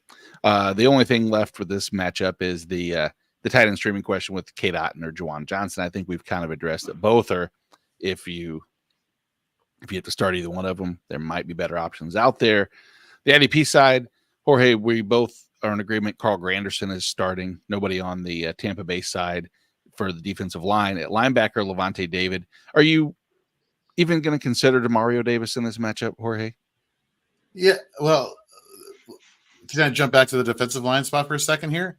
If I was super ballsy in this matchup, if I was a diehard, Bucks fan like a Gator J who had a third defensive lineman spot available, Yaya Diaby, the rookie, sure.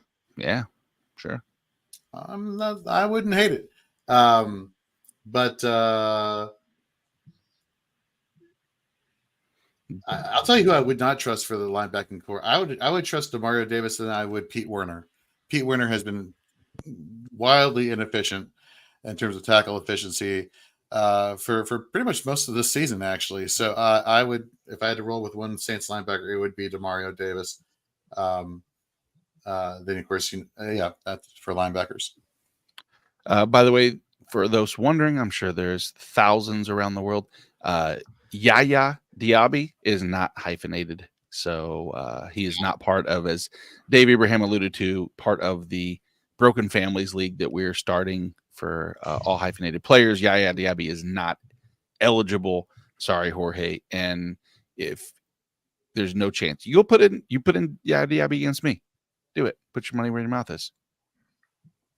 If I have he's better available. options, I know he's available. I had him on my roster for a second. No, I'm not going to put him in. You're crazy. Let's get to some questions. Let's get to a really important question here in the chat. Who's this Jorge Edwards guy? I have no idea. Gabe Davis. This battle of 11th place, Jeff Wilson Jr., Gabe Davis. Congratulations. PPR League? What's that? PPR League. Rhett, what are your thoughts here? Oh, you're going to make me actually vouch for Gabe Davis today? Is that what you're going to make me do right now? Because playoff Gabe Davis versus regular Gabe Davis are two completely different specimens. Because for some reason, once playoff time comes, Gabe Davis all of a sudden turns into Superman. And I know he had like a 4 for 130 last week with a touchdown. But once again, playoff Gabe Davis is not to be dismissed. And also with the Dolphins backfield, I know Jeff Wilson is getting some run. But, Raheem Mostert has been who he is. Devon Achane had that nuclear month there. So it's like he's obviously third in the pecking order. I know he gets his work. But, I guess based off of pure volume and the snaps he's going to get, I have to lean Gabe Davis and pinch my nose. Because what if I told you that Raheem Mostert was ruled out and now Jeff Wilson is number 2 on the pecking order? Does that change your Jeff Wilson support and or hatred? Okay, so hypothetically, in that situation, what do we think? It's not hypothetical. He's actually But what's the snap share look like in your mind between Devon Achane and Jeff Wilson? Is it 50-50? What is it? No, I think it's I thought it would be closer to like 70-30, but I think that might be generous. I don't think go ahead. In that situation, I think Jeff Wilson has a little more size. I think he's probably the goal line back, and he might be able to sneak you a touchdown. So with the fact that Raheem Mostert is out, I might lean Jeff Wilson in that situation. Good luck, Jorge. To you, Jorge Edwards. Whoever you are. How about the headbanger? A real fan of the show and follower, supporter. Wants to know Travis Etienne, DeAndre Swift. Colby, that's a tough one for me. I want to believe Travis Etienne is not just completely washed, but nothing has shown me over the last month or so that that's the truth. Yeah, all the numbers say to go to DeAndre Swift, so obviously I'm going to go with Travis Etienne. I love the matchup with CJ Beathard under center. I think Etienne gets a little bit more involved in the pass game, should get double-digit carries. I I like a big week for Travis Etienne, so I'm going to go with him. I actually have Etienne as my RB5 on the week, and I just hate looking at it because I know that feels out of place, but I do agree with the same reason. Beathard, good matchup, opportunity. Good luck, headbanger. The next game on the slate is the San Francisco 49ers, 13-point favorites at Jorge's Washington Commanders. 49.5 points is the over-under. This should be a shootout. Here's my 2 cents on the game. I think last week we saw that San Francisco was embarrassed and pissed off. Kyle Shanahan always bounces back after bad losses. It's my biggest miss of the year, I think, as far as like giving zero chance. I had that same 0% that Keith said earlier, that I thought Brock Purdy would be fantasy, I don't want to say relevant, but I didn't see it. I didn't, and I'm way off. And I think Brock Purdy is a top 6 option this week. Call me crazy, but Rhett am I crazy? For thinking that Brock Purdy is a top 6 option this week against the Commanders? Absolutely not. I mean, in a bounce back spot, the only concern I have is whether they get so far ahead early that maybe the passing volume goes away at that point, and then you get a large share of Christian McCaffrey or Elijah Mitchell if they get that much further ahead today. So, I mean, that's my only concern. But if Washington sticks around and they get a little bit pesky, then, yeah, I think you're in a good Brock Purdy spot. Surprisingly, that's actually the final piece to one of my DFS puzzles that I put together was Elijah Mitchell, that, they get ahead and he actually has second half volume because they'll save McCaffrey to keep him healthy for upcoming playoffs. But out in this matchup, Jair Brown, Eric Armstead, Charles Leno, Chris Rodriguez, Kendall Fuller. Talk about Purdy. We know we're starting CMC, Debo, Ayuk, Kittle. On the Washington side, Jorge, you're the commander. Ears to the grindstone. Who's doing? Who are you starting? Who are you recommending starting for Washington? Man, if it's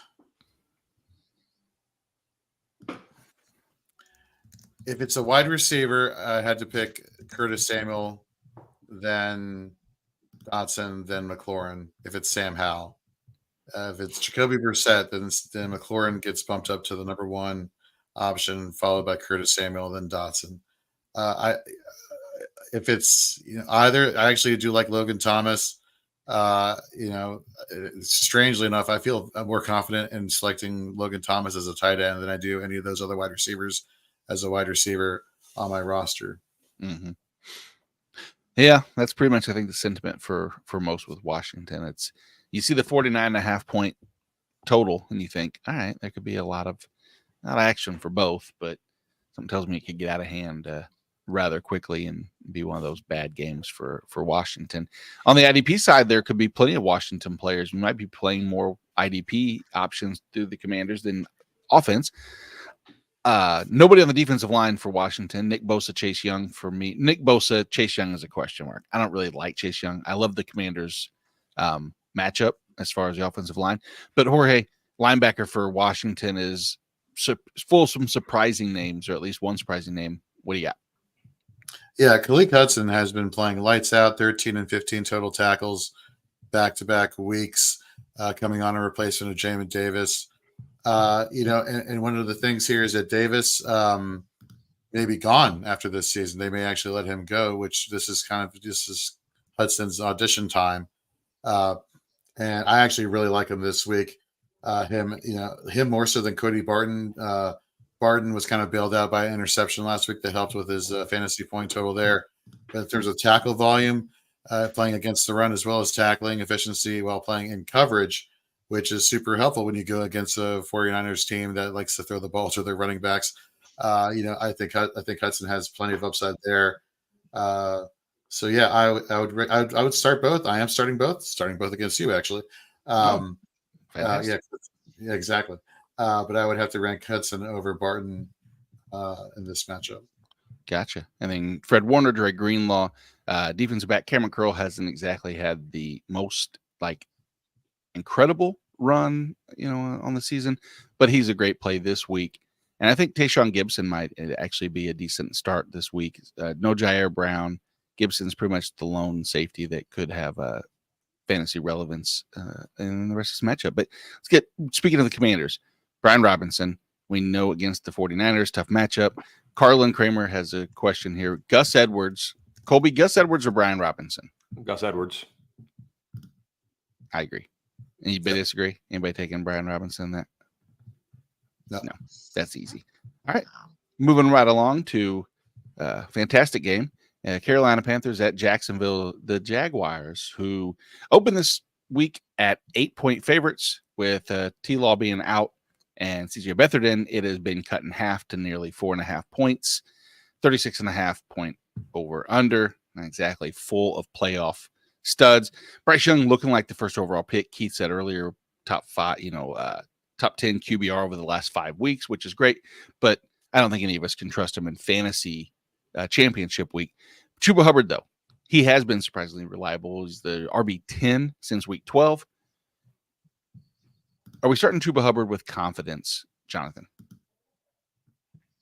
Yeah, I think so. I think it's volume based, really. I mean, we've seen what the Panthers are. They've, as you said, they've been a little bit better, but it's been that volume which has been really encouraging for Hubbard. So upside isn't really there. I think that's kind of what we've seen in certainly in the last sort of couple of weeks, but he's regularly seeing sort of 20 plus touches. So yeah, I think we go in with confidence again this week. So here's Gert Christen from Randy Miller, who has Chuba Hubbard in this exact scenario. So Rhett, Chuba or Zamir? Oh, PPR. God, that's a really good one because of Chuba Hubbard's volume that he's had over the past few weeks. God, I'm in a Zamir White spot this week. Me and Zamir White are currently we're in a situationship right now. And what I mean by that is this: with his current situation this week, and the fact that over the past 2 weeks, I think the number's been somewhere around 39 carries, 220 yards. My man has not only gotten volume, he's been efficient with that volume as well. So I'm all in on Zamir White. I know Chuba Hubbard has had a lot of volume, and I know that the inefficiency is kind of offset by that volume. But if I can get volume plus efficiency, which is what we've had the past couple of weeks with Zamir, give me Zamir. Colby, same for you, Zamir? Yeah, I'm going to go Zamir. I love the matchup for Chuba. Just Jacksonville's been pretty soft the last couple of weeks against the run, but I'm going to go Zamir because Indy's been actually softer than Jacksonville there. Yeah, it's been it is the Zamir White matchup situation opportunity just all screams upside, and sucks that you can't start both of those two in this particular matchup. Randy, sorry, but good luck. And it is worth noting Chuba has had the hamstring issues this week, had his limited practices here and there, so that's something that could pop back up in a hurry. The rest of the game, realistically, I mean, with CJ Beathard under center, are we comfortable starting Ridley and Ingram? Is it one or the other? Jonathan, Jorge, which one of you guys pick him if you had to choose between Ridley or Ingram? I know they're two different positions, but you get the idea. If I had to pick one, there's more chance of success hitting at the tight end spot with Ingram than there is at the wide receiver spot with Calvin Ridley. Yeah. Jonathan, are you? Great. Yeah, I'm right there with you guys too. Yeah. And then Ridley, someone that I understand that you might have to play him because of injuries, because of but he's someone that I just don't have a lot of confidence of this week. I'm pretty sure this is the lowest over under of the week. It's you're hoping for volume, really.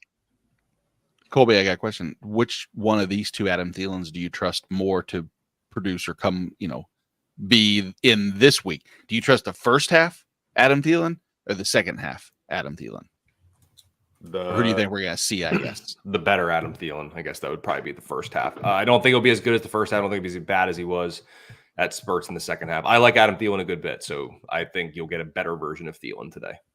And in DFS, if Keith was here, he would probably tell us that someone like maybe Jonathan Mingo or DJ Shark is not a bad option because the matchup is indicative of something, being decent, I would say.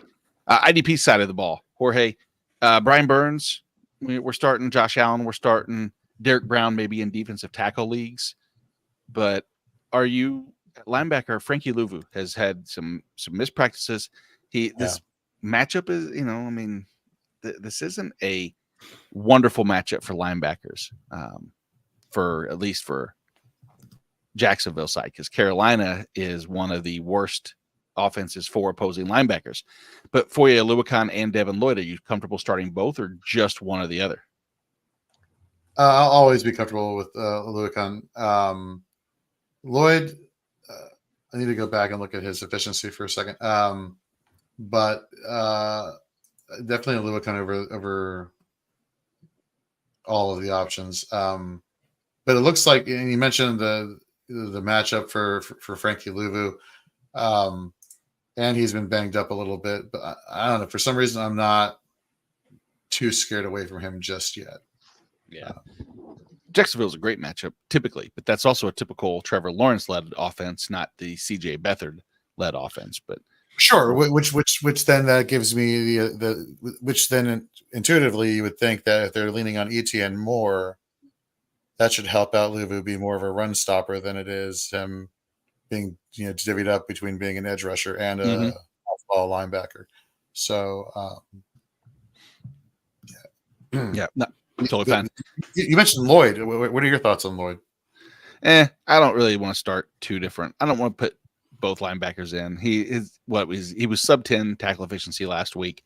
I'm going to go Foye. I'm not going to start Devin Lloyd. I'll start Rayshon Jenkins in the matchup more so than I would start Lloyd. I think there's a better chance that Rayshon has a splash play than Lloyd racks up double-digit tackles and provides that solid floor that we're kind of looking for. And so let's grab a couple questions real quick here. If Randy wants to know if Jamar Chase plays, should he start the Chiefs defense? I'm going to still say yes. I still think the Chiefs D, they just, pass rush and protection. And I don't think that the Bengals offense is going to be too dynamic, but I mean, there could be better options like we talked about earlier with the Raiders, et cetera, of some of the guys out there. But Jonathan, are you comfortable starting this Chiefs defense against the Bengals, even with Jamar Chase? Yeah, I think so. Like I think that there's always the potential of turnovers, and yeah, I think with as you said with that defensive line, I think it's still a good enough option.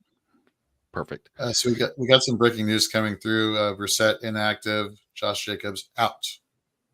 Gotcha. Yep. I think that's reaffirms kind of what we had been alluding to, which is good. That didn't change too much here. The Mark and Souls has a question: half point PPR, Jordan Addison, KJ, Jacoby Myers, Greg Dortch, Wandale, Quentin Johnson, Demario Davis. Demario Davis. Demario Davis. Pop Douglas. I do that once. It's fair. I'd probably start Demario Davis over Quentin Johnson.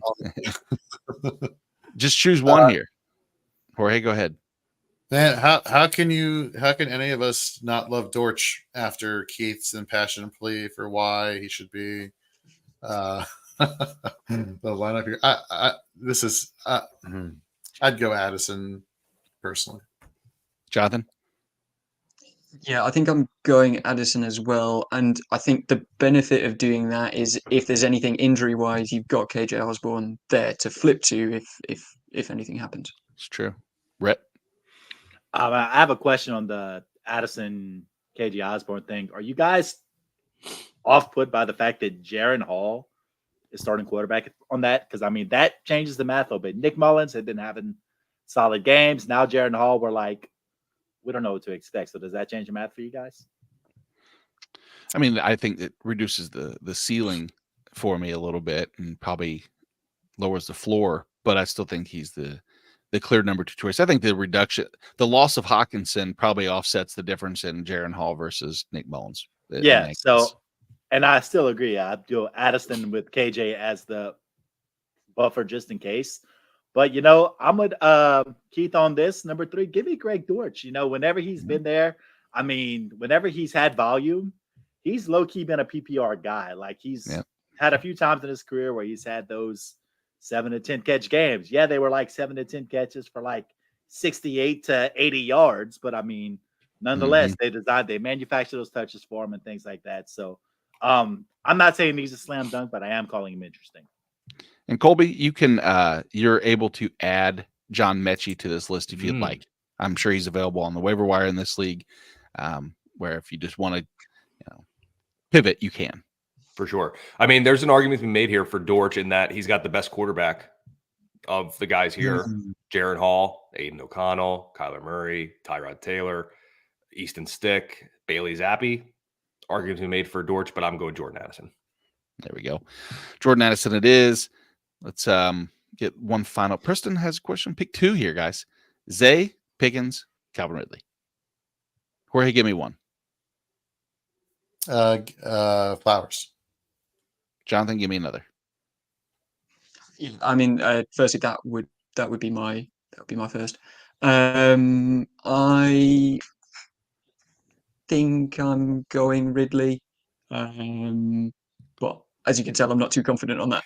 Yeah, Colby, Ridley, or Pickens? Pickens. Rhett, Ridley, or Pickens? Pickens. I like Mason Rudolph in the deep ball. So I'm gonna agree there. Pickens and Flowers would be, I think, the 2 consensus-wise that we have there. The next game on the slate is Miami at Baltimore. Definitely one of the more exciting games of the week, especially with some of the announcements as of late. Baltimore 3-point favorites, 46.5 over under. Jalen Waddle is out. Raheem Mostert is out. Guys, we talked about David Achane all morning. I think we know the upside there. Like with Jeff Wilson, there was a Jorge Edwards question earlier about that same thing.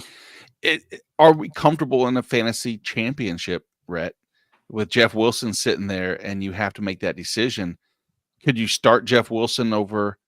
At what point is he starting over someone like, like Najee over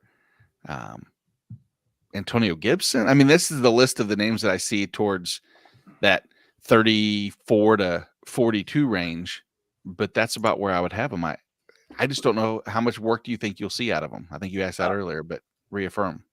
Yeah, let's go ahead and I'm going to pull up these rankings real quick too, just so I can see where you are and we can have a better picture of this real quick. So you said around 34 to 42. So B-Rob, Tajay Spears, Antonio Gibson, like all these sort of guys, Najee Harris. Okay, I would not start a Jeff Wilson over a Najee Harris, not even a Jalen Warren, Tajay Spears. So I think Antonio Gibson is the line for me. If you're between Jeff Wilson and Antonio Gibson, I would probably go Jeff Wilson at that point. I think it's a good line to have. I think that's pretty much right there. Terrible matchup and opportunity could be there. Baltimore's not exactly an ideal matchup, let's be honest, but it's better than San Francisco, I think, and being the big guy behind Brian Robinson. But so no Mostert.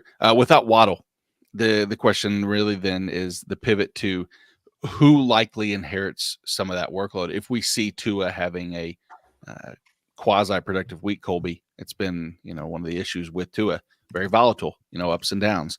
Are you leaning on anybody? Are you recommending any other pass catchers there in Miami?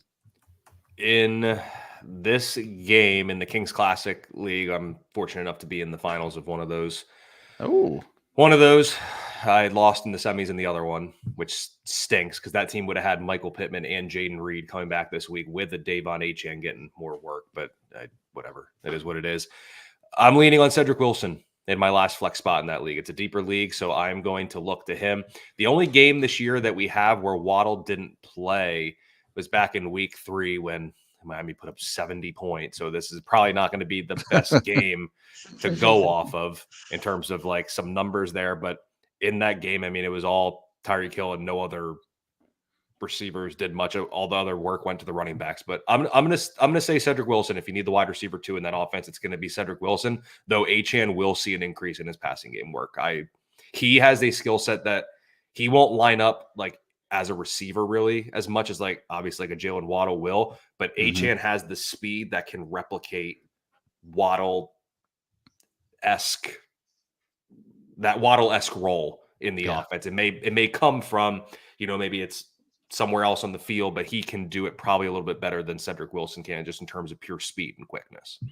Gotcha. You see that with a lot of the motion that they do where they're in the backfield and then they're sort of they're split out and you get them on the run. So yeah, you could easily see HN having one or two of those going for a decent amount of yardage.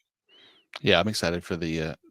Surprisingly, Miami's the side that I think is the most volatile in terms of outside the Tyreek Hill situation, and Baltimore is the most confusing for me because I don't know anybody that I want to start outside of Lamar and really Isaiah Likely. And I mean, you make a case for Gus, and you can make a case for, I'd say, potentially Rashad Bateman, but you can't make a case for Rashad Bateman in my eyes. Can't make a case for any of the pass catchers. IDP side, we can make a case for plenty of players, Jorge. We're talking about Bradley Chubb, Andrew Van Ginkel. Kyle Hamilton's been banged up, but when he's on the field, he's a must start. Question is, what are the pass rushers for Baltimore? You starting Clowney or Duffy Owe? I'd rather start Clowney than Owe, but Adabuki is my guy. He finally did not tally his sack last week, but he's the guy you want to start for Baltimore in terms of pass rush. It's a lineman. Yep. It was very unfortunate that Matabuke didn't continue the streak, but like I said, it was kind of serendipitous that there was San Francisco had CMC, his touchdown streak stopped, and then Baltimore, their opponent, had his sack streak stopped. It was, oh well, we'll move on. Linebackers are starting Patrick Queen, Roquan Smith, and let's take us to the, as Colby will say, the most important only game of the week. Tennessee Titans at the Houston Texans. Out is Jonathan Grenard. Will Anderson should be playing. Let's get right to it. CJ Stroud back, missing some time with a concussion. How confident are you starting Stroud this week, Colby? As confident as you can be. As confident as you can be. It's CJ Stroud. It's an offense that is designed to just exploit teams like Tennessee. Talking about wide receivers, though, because CJ Stroud is on the ability of his confidence. You're talking about Noah Brown. Talking about Noah Brown earlier. Knee injury last week. Got in full practice Friday.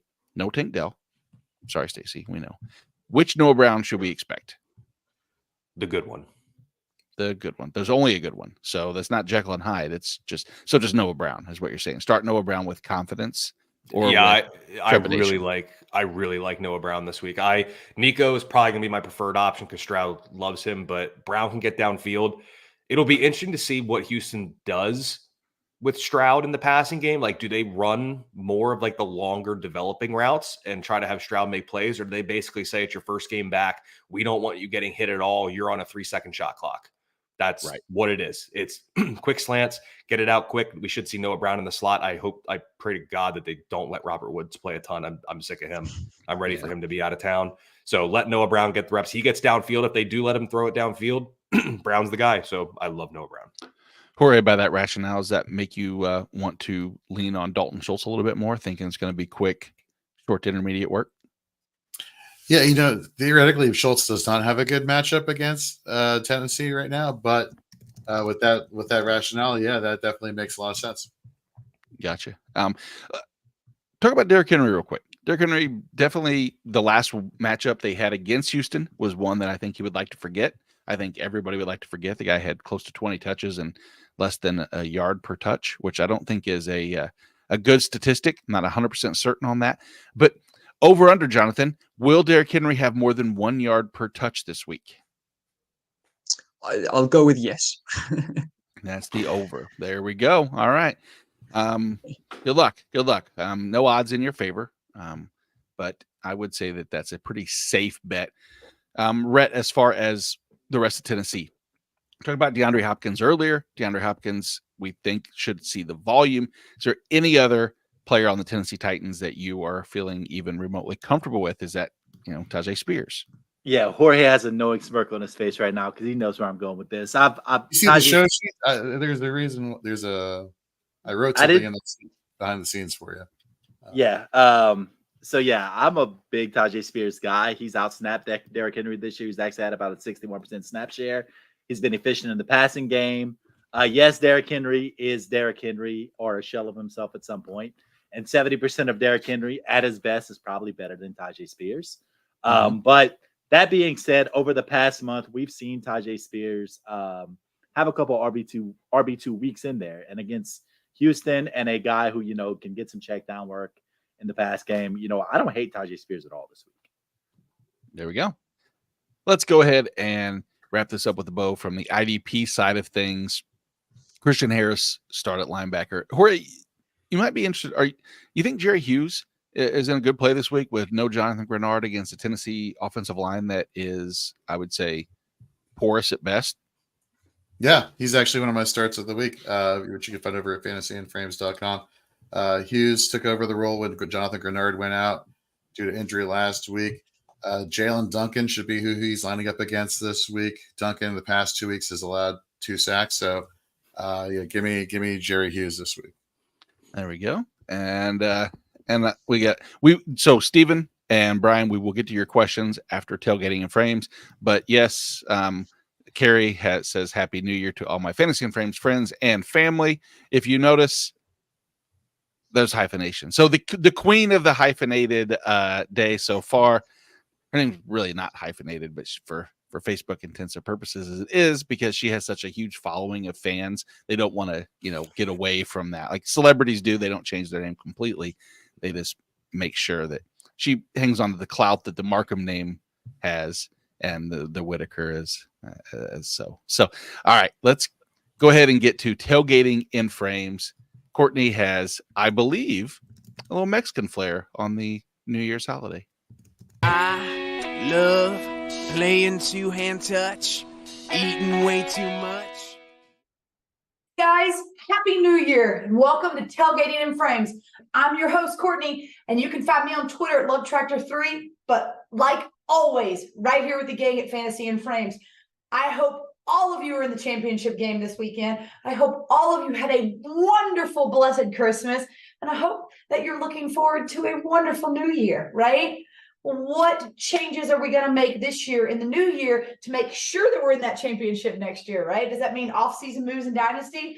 Does that mean just basically keeping up with Fantasy Frames all year round for all the content that we're going to spew at you? We do rookies, we do Dynasty, we do it all. So don't forget about us just because football is not happening every single Sunday like we want and like we dream it to be, right?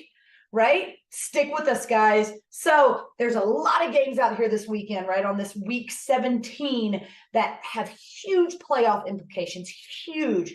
One of the best ones, in my opinion, is the Ravens versus the Dolphins, right? Ravens can clinch that AFC North with a win or a tie, but they can cinch up that number 1 seed with a win. And the Dolphins can clinch the AFC East with a win or a tie, or Buffalo loses or they tie. And I don't think Buffalo is going to lose. So I think that either the Ravens have to win straight out and get that number 1 seed, or the Dolphins have to win the AFC East.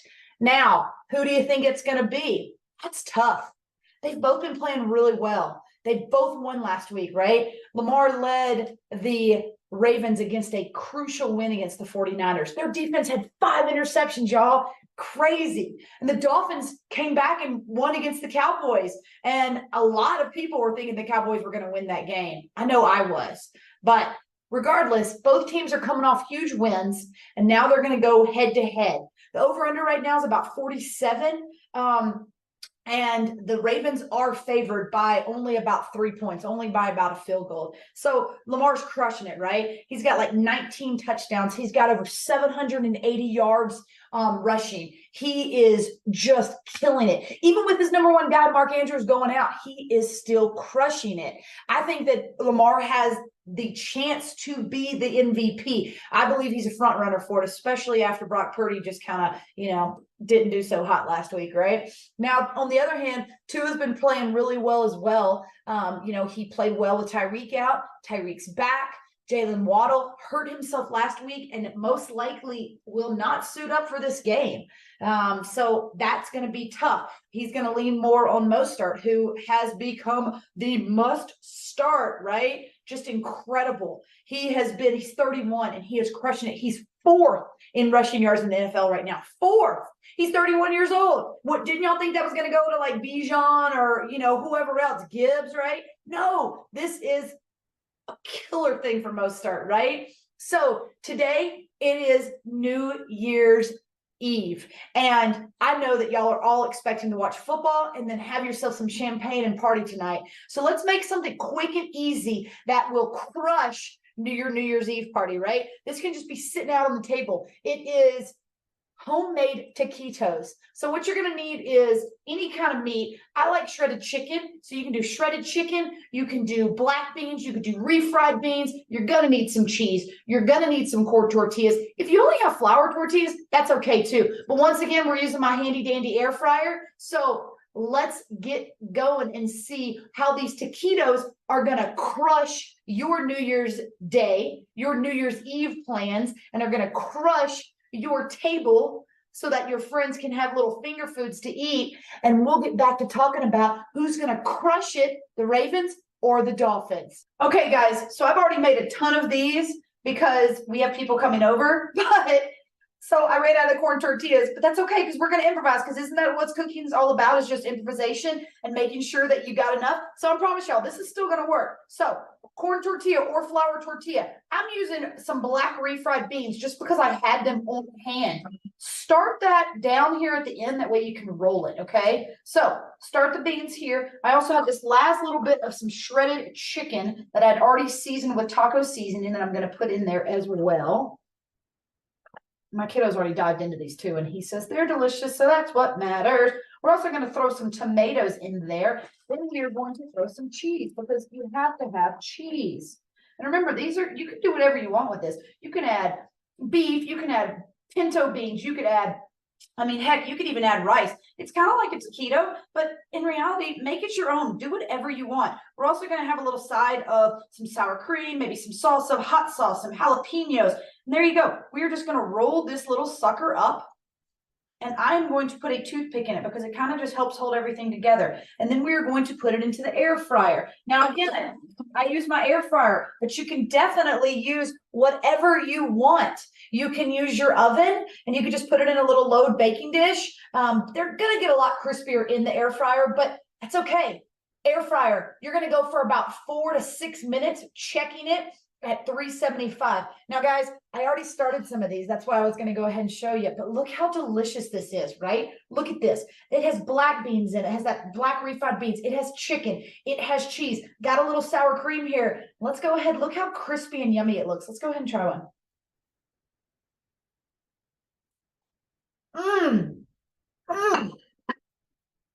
Oh, it is just like a little rolled up Mexican dish in my mouth, and I love it.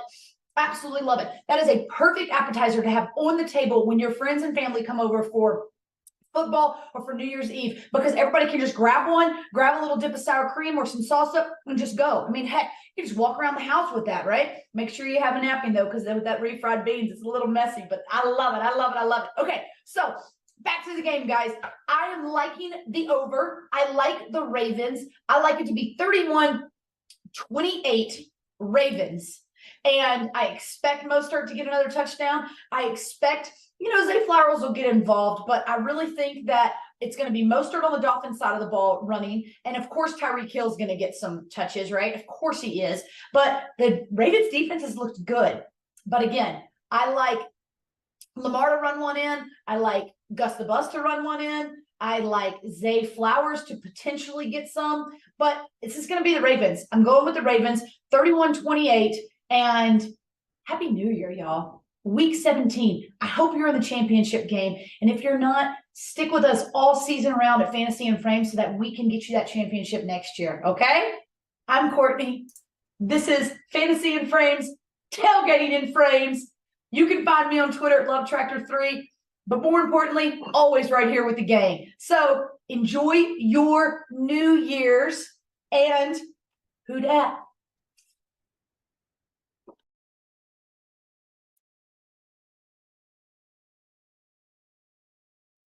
That was Tailgating in Frames with Courtney. Wonderful, wonderful as always.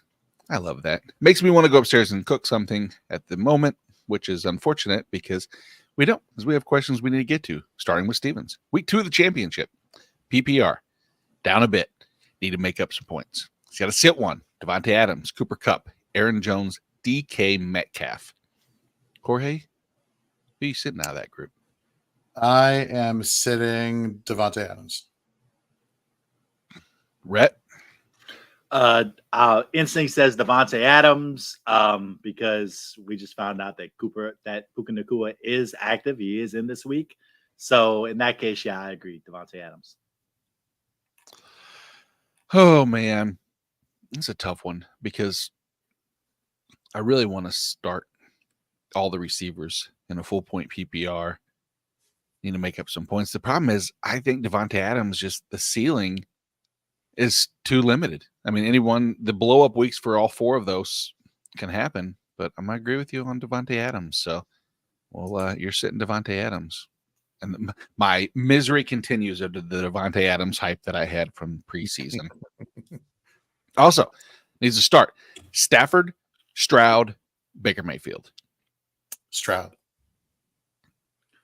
Oh, the Rams playoff schedule has been so friendly. Like Matt Stafford has also been on fire. I'm going to go Stafford this week. I'm going to go Stafford too, but I can make it's so close. Yeah. Honestly, like if Puka wasn't playing and there was concern in that, I would easily lean Stroud. But the one thing that does worry me, I guess, if anything, is Kyron Williams is just as capable of taking over this game, and Stafford could do what he did the beginning of half of the season, is have the yardage, not the touchdowns. But that being said, I think we've seen regression happen, and Stafford's been just so good. So I'll lean Stafford as well. Brian, good morning. Pittman or Nico Collins? His main wide receiver is Lamb, so he's up by quite a bit. His wide receiver 2 is Olave, and his flex is Pittman. Should he keep Olave and forget Nico? Also have Ayuk. I love Ayuk in this matchup too. Man, a plethora of riches. Jeez. Yeah, I mean, you know, Pittman cleared the protocol, so he's obviously good to go. Nico, he's playing. These are such great options here. My concern with Ayuk, and I'm a huge Ayuk fan, he's one of my favorite players this year, is that if the 49ers, when the 49ers get up big on Washington, that they lean on the running game. Brett, you mentioned Elijah Mitchell. This is his first game. I believe he's been healthy this week, or maybe he came back last week, one of the two. But Olave, do I trust Derek Carr? Let's think about this from the quarterback situation. Who do I trust? Do I trust Minshew to get it to Pittman, or do I trust Derek Carr to get it to Olave, or Stroud to get it to Collins? Wow, Jesus Christ! You didn't help yourself out with that. Not at all. That's rationale. I say go Nico over Pittman because I love Stroud in this matchup versus the Tennessee Titans. Mm-hmm. And I'm gonna disagree because after CeeDee Lamb had his gigantic game, I want to play the floor at this point because I don't need the upside. And I'm looking at what Michael Pittman has done pre-injury. He had 8 receptions, 10, 11, 8, and then the injury week he still had 4 catches for 78 yards. So there is a very strong track record of Michael Pittman and Gardner Minshew having a rapport. So after the CD week, you want to play floor and not go Pittman in that situation. Yeah, I love Pittman, and I think that both you guys make. I don't even want to say compelling arguments because it's not an argument of one that is that much different than the other. I think they're both very similar in total production, but my rankings have Pittman a little bit higher, and I wish I had this problem going into fantasy championships. It's a good problem to have. So let's get one game out of the way here of this second half in the slates and jump back into some questions there. Let's start with Pittsburgh at Seattle. Jamal Adams is placed on IR. Quandre Diggs is out. Jordan Brooks is out. Minka Fitzpatrick is out. Landon Roberts is out. IDP options gone. That also means lack of defensive weapons for these two offenses. What we've seen recently is this get lit up either yardage, touchdown wise by Jake Browning, Gardner Minshew, Bailey Zappi. Not exactly a who's list of quarterbacks. Geno Smith is by far, at least going into the season, the best option of those 4. Can Geno Smith hand deliver you a fantasy championship this week? Are we trusting him, Rhett? Are we trusting Geno Smith? That is such a difficult question for me because I was really all in on Geno Smith and he hasn't. delivered in that situation. But Pittsburgh has also not been super great against the pass. Don't quote me on that, but they haven't been super good. And DK Metcalf and Tyler Lockett. And Jorge mentioned Wednesday night on Fantasy and Frames that there may be some sneaky Colby Parkinson upside somewhere in this game. So there are options for Geno Smith to have a good week. Would I put faith in him and delivering you a fantasy championship? I can't go that far because he hasn't been consistent enough. But I will say there's absolutely upside for Geno Smith this week. There is. Absolutely. And I mean, he's just outside of my QB1. I have my QB14. And, obviously it'd be better if I had a super flex with him starting, but I don't to worry about at least at this point. And if you do, congratulations, because you have carried the burden of Geno Smith at times to the championship. And that's always the funny thing about these is it's intriguing to see not uncommon to see a lot of the same names that we've seen in these start-sit questions, except for like Aaron Jones. Aaron Jones has been the one name I've seen a lot of so far in these questions. And I'm shocked by that, just not by the fact that he was heavily rostered in some of these teams, but the fact that these teams could make it this far without relying on Aaron Jones, a la many of my teams that are not in the championships this week. But I digress. Let's talk about the Mason Rudolph. Jorge, you did have the pleasure of writing some of these, and I thought it was really good because I didn't think I was the only person that was doing the connection last week to Rudolph and the Christmas explosion week, but you did. Will Mason Rudolph lead with that no so bright to a fantasy championship for his managers, or will he get shipped up to Leavenworth and get his nose lit up for a different reason? Mason Rudolph is not a fantasy asset in our championship week. Correct, Jorge? That is correct. But, it makes me wonder, though, does he make other players on the Steelers, fantasy championship material? Rhett, you mentioned you like the Rudolph, the Pickens deep ball connection.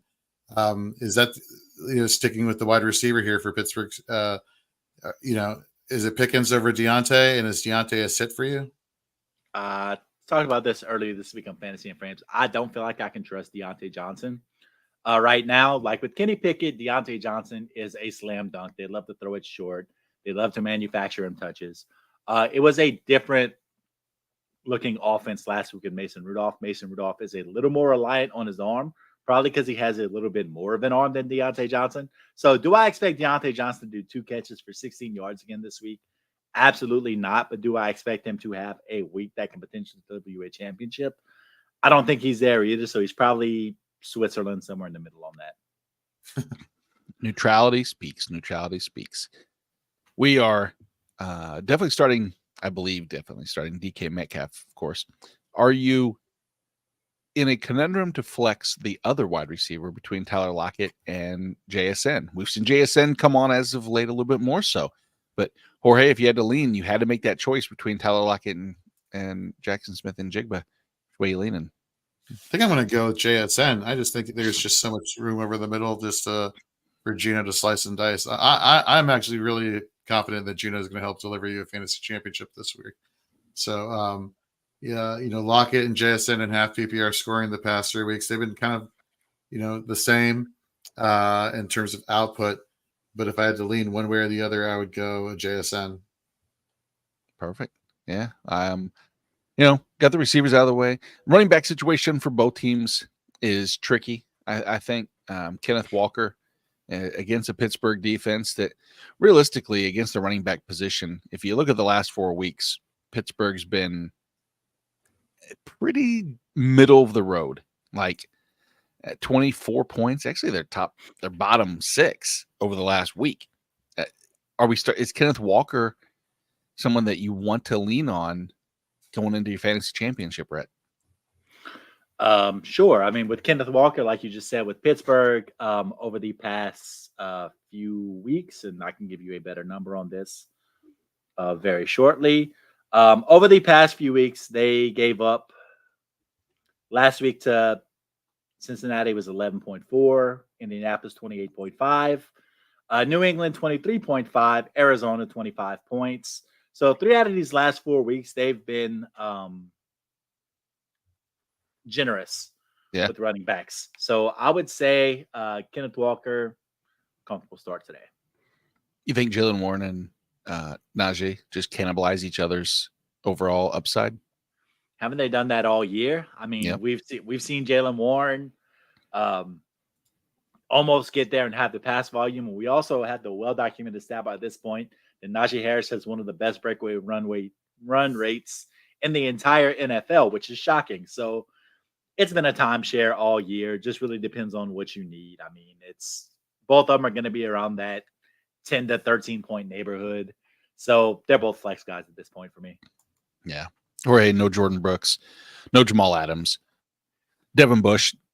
Is he going to step foot in the lineup for IDP? I mean, I don't have him high enough as a linebacker option to even put him into that conversation. Do you?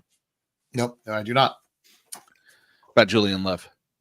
So Julian Love, no Jamal Adams on IR. Everyone wants to think back to a couple weeks ago, Monday Night Football, when he had the game had those 2 interceptions and whatnot. But the Steelers are actually not as generous to the tackles, to the safety position. So I'm kind of fading Julian Love this week. But the pass rushers. Anybody you want to start with confidence on either side? Yeah, I want to start T.J. Watts, Highsmith, Boye Mafe, Leonard Williams. Give me all the studs there. This is going to be a fun matchup on both sides. Yeah, and then linebacker wise, Bobby Wagner, and for Pittsburgh, there's I gotta say, I'm not in love with Miles Jack necessarily. I think that he's a 7 tackle like performance waiting to happen. I think that's all I really see out of him. Not something I want to rest my laurels on. I'm hoping that you have him and you're playing him against me or something like that, but I don't know that answer. So yeah, a negative, Ghost Rider, negative. Let's move to Arrowhead. Cincinnati Bengals at my Kansas City Chiefs. Chiefs 6.5 point favorites, 44 point over under. Kadarius Toney is out. Outside of that, we know it's going to be an interesting matchup. I feel like Kansas City and Cincinnati is a rivalry, a non-divisional rivalry from all the AFC Championship games and AFC playoff games over the last couple of years. Cincinnati, though, does look to have Jamar Chase, T. Higgins, etc. is the matchup. So this is the matchup here, Rhett, that we'll see. L'Jarius Sneed most likely is going. Oh, sorry, Rhett, you're not. Here, it's just you and I, brother. We're shutting this thing down together. All right, let's do this, Jorge. So, sure. Jamar Chase, I think, will get shadowed more by L'Jarius Sneed. Is Sneed even playing? I thought he was trending towards not playing this week. Oh, really? Did I miss something? I mean, there's a possibility. Like I said, I admittedly have been out of the loop on some things. You would think that Chiefs wouldn't be one of them, but I thought that everything trending wise. So Sneed is a game time decision. Okay, so it's progressed to game time because everything on the radio around here is optimism, but I think that's what you would want to have anyway. Sure. So, regardless, Chiefs defense as a whole has been pretty stingy to opposing offenses. Notwithstanding is Jamar Chase and T. Higgins. We know how dominant they can be. You moving either one of them up, down, left, right, in this particular matchup, or just all hands on deck like normal? If I think I'd move Higgins, so I have Higgins at 21. Where do I have Chase? Yeah, I have Chase in the teens, so they're not too far away, separated from each other. Actually, I think this is going to be. I don't know. I think this is going to be actually a really entertaining game. I understand the Chiefs' defense has been very good, especially in coverage, but one of them is going to have to break free, which is why I have them kind of ranked so close together. And I would have to lean T. Higgins in this case, if especially if L'Jarius Sneed does end up playing. Yeah, it's one of those. I mean, I want L'Jarius Sneed to play from a real football standpoint, but I think that it's definitely helpful for both Chase and T. Higgins for him not to play. But it's it's going to come down to one area between, I think, which running game gets established first. And we've said this about the Chiefs and the Bengals for the last 4 matchups. Who can establish the running game first and predicate and lead the offense? But the Chiefs offense has been so weird in that it's a run first offense now, and there's really been no passing game. With Pacheco back, CEH is going to see some work. Do you think it's going back to a 70-30 split with Pacheco? Do you think that they're both going to, again, like I said, cannibalize each other in Pittsburgh? Which way are you leaning? I'm actually thinking Pacheco is going to just walk right back into assuming a bulk of the carries here. There's a lot of interesting things going on with Kansas City, and I don't know whether comfort has played a role. And what do I mean by comfort? We talk about tendencies. We talk about Patrick Mahomes. We talk about Andy Reid. We talk about the play calling for the Kansas City Chiefs, and it's not too hard to figure out. Set up, Travis Kelce. Get them open, get them the ball, move the ball down the field, supplement that with the running game, so on and so forth. But then this year, like you just said, it's been a little bit different. Defenses are kind of like, okay, well, we're going to take away most of your receiving options at wide receiver. We're going to bracket Travis Kelce. We're going to, therefore make you have to run the ball first and foremost.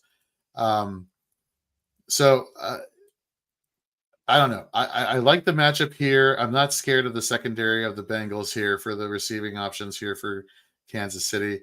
Travis Kelce going back to week 13 and half PPR has been averaging 8.4 points per game. Look, he's been getting targeted. The targets are not the issue.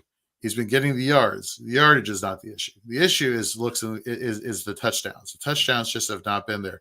And what amazes me is the fact that you'd figure that defenses would start shying away from Travis Kelce, worrying about Travis Kelce beating them again, and focus on Rashee Rice, who's been getting you double-digit targets for the past month or so. And so the thought process is like, well, why are they not? Why are they not getting away from Travis Kelce? And my thought process is just because Mahomes is known for going to him, and they know that he's known for going to him, and so they don't let up, So I'm really hoping that Pacheco back in this lineup actually kind of gives that spark to this passing game and keeps things a little bit honest here for Cincinnati, so that everybody can be kind of fantasy viable. Yeah. The only other name really that stands out is Joe Mixon. And Joe Mixon, I mean, he's going to be an RB2, maybe could have that RB1 upside, of course, but he's the RB12 in fantasy. And as much as people hated on Mixon because the efficiency and the underlying rushing metrics are just not great. It's 31st in missed tackles, forced per attempt, 46th in yards after contact per attempt. But the volume's there. The Chiefs, since week 11, they've actually been a less than stellar defense against the run. And I think that there's a lot of things going on, but Joe Mixon, I'm starting the rest of the options. IDP-wise, Trey Hendrickson. So Mahomes has actually been sacked quite a bit more as of late. The first 10, 12 weeks of the season, Mahomes was one of the most protected quarterbacks in the league, was doing a great job of evading pass rush. As of late, he's been sacked quite a bit more. I think it's Trey Hendrickson, no Sam Hubbard. Chris Jones on the KC side. Maybe George Karlaftis. What do you think about George Karlaftis this week? Do you want to trust in the high motor guy, or are you thinking that it's just sack or bust for him? I want to trust in the high motor guy. That's what I'm kind of thinking too. I want to, but it's like, man, he's always there. He plays a ton of snaps too, which is always a plus. Him, and then like Omena, who has really helped out with his involvement in that defensive line. We're starting Logan Wilson. Jermaine Pratt, 2 linebackers, both capable against the Chiefs with the amount of short to intermediate work that they have, right, Jorge? So I like Logan Wilson. I went back and I looked back at Jermaine Pratt's numbers, and the only reason why I recommended sitting him this week is because historically speaking, going back to 2021, he hasn't had double-digit tackle performances versus Kansas City, which I find kind of interesting. But then not so interesting because back in those days, that's when the Chiefs were throwing it more than they were running the ball. So it'll be interesting to see what happens this week. But I just thought that was a nice little historical nugget there to throw at people. It is. Nick Bolton back to more involved workload, and his usage of that hand should only get better. It was taped up pretty heavily in his first. The Justin Reed, Jordan battle between which safety could have that explosive week probably leaves me to not wanting to start necessarily any of the defensive backs with not knowing who's going to be number one. All of them have that potential. That's the hard thing with Cincinnati. Between Dax Hill and Jordan Battle, they both have had good weeks.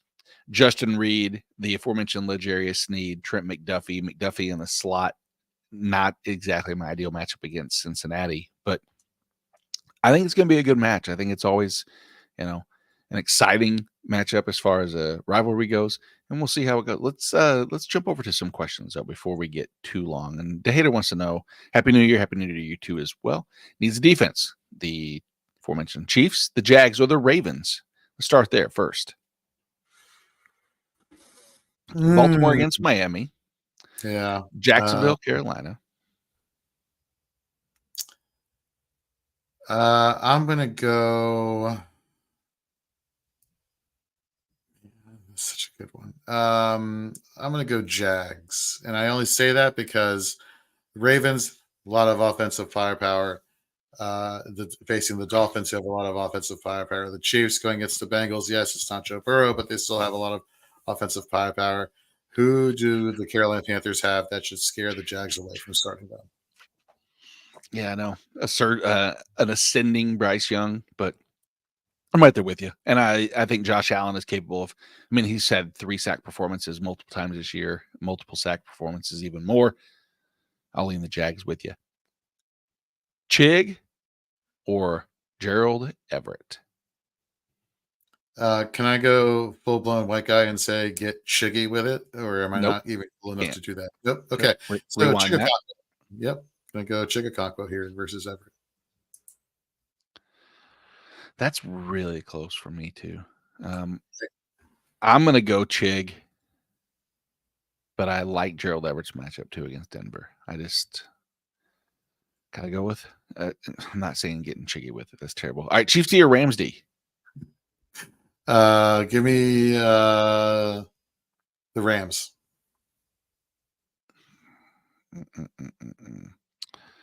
Yeah, I am too. Especially with this concerning news about L'Jarius Sneed. I really feel terrible that I overlooked the fact that maybe they were just being optimistic and hopeful here, saying, "Oh yeah, he'll play. He should play. He should be fine." Let's go to Liam's question. Liam, hey guys, what's up, Liam? For the championship, congratulations, by the way, for making it there. Start here. Justin Fields, CJ Stroud. Stroud. And then Komet or McBride? McBride for me. And then are we on the same page there? Stroud and McBride here, Nate?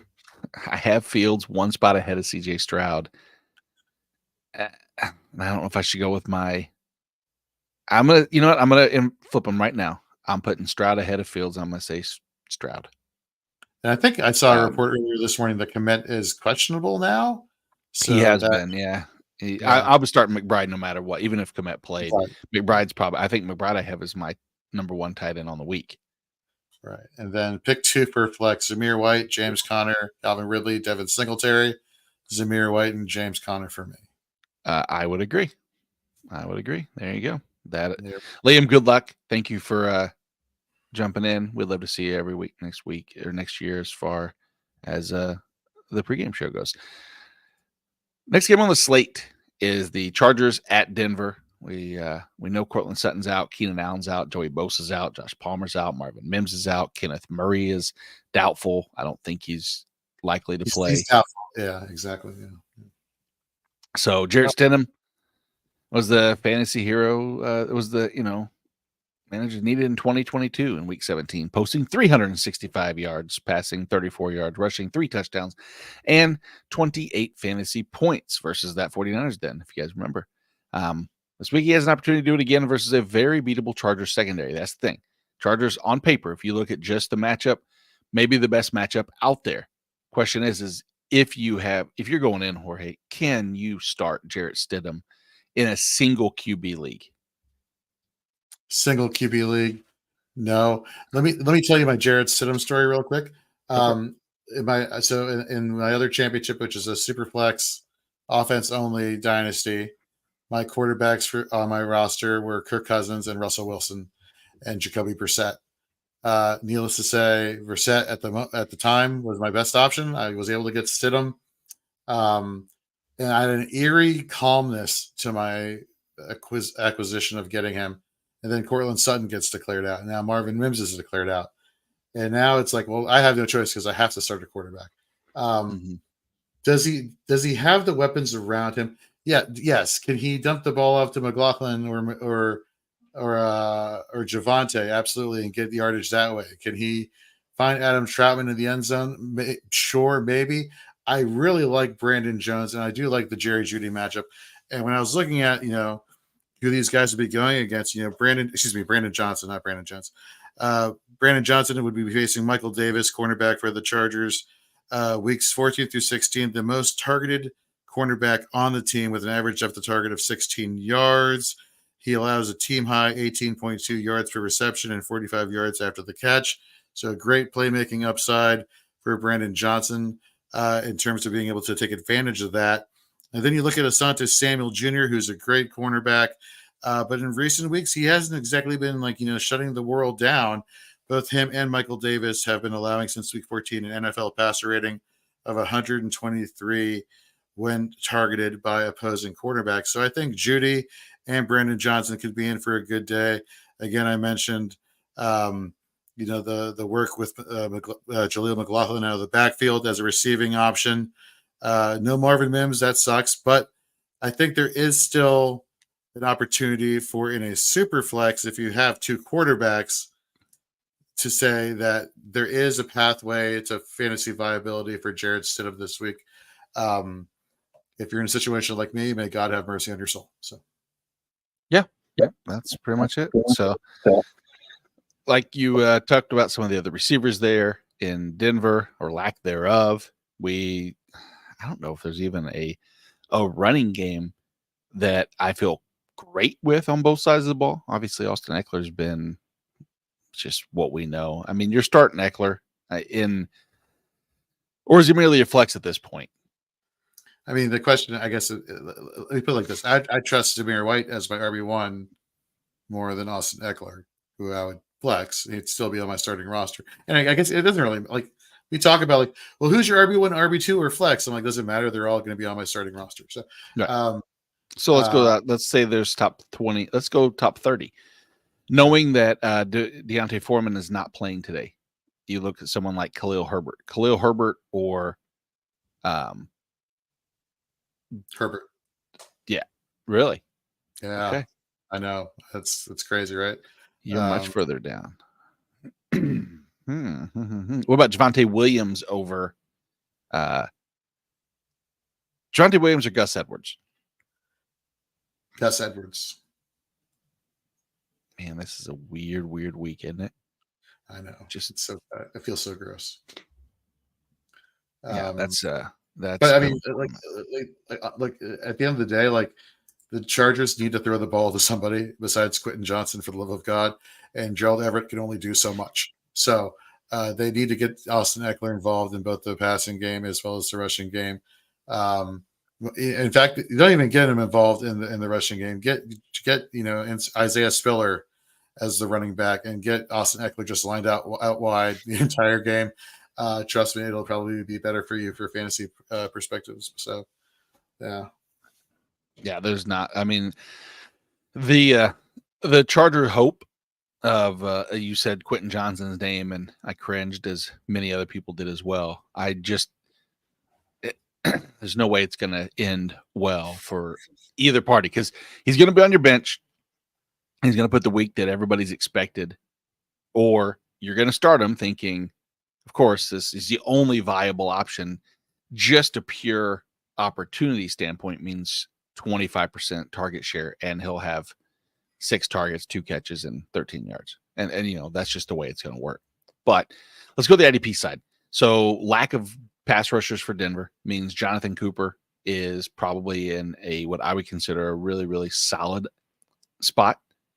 Anybody for the Chargers that you really want to start in this? No. No. You know, we mentioned, like you said, Kenneth Murray, doubtful to play this week. You know, you put in here Eric Kendricks. Do you feel comfortable with Eric Kendricks as a starting option this week? I do, just because Denver has been over on the season, they've been very generous to linebackers in tackles allowed. So I'm comfortable with that. I know Kendricks has gone missing at times, like last week, which is probably going to be a little I don't know, recency bias when it comes to that. But I'm comfortable starting Kendricks. It's probably as an LB3, but that's my basis point is the top 36 at each position. So yeah, I'm good with Kendricks there. And then last but not least, you know, you're talking about the secondary. Oh, we're starting Alex Singleton and Josie Jewell. Singleton over Jewell for sure for me. I haven't been as impressed with Jewell this year. He's just kind of been one off. PJ Locke, though, you know, they released Kareem Jackson. PJ Locke is back into the good graces of IDP managers.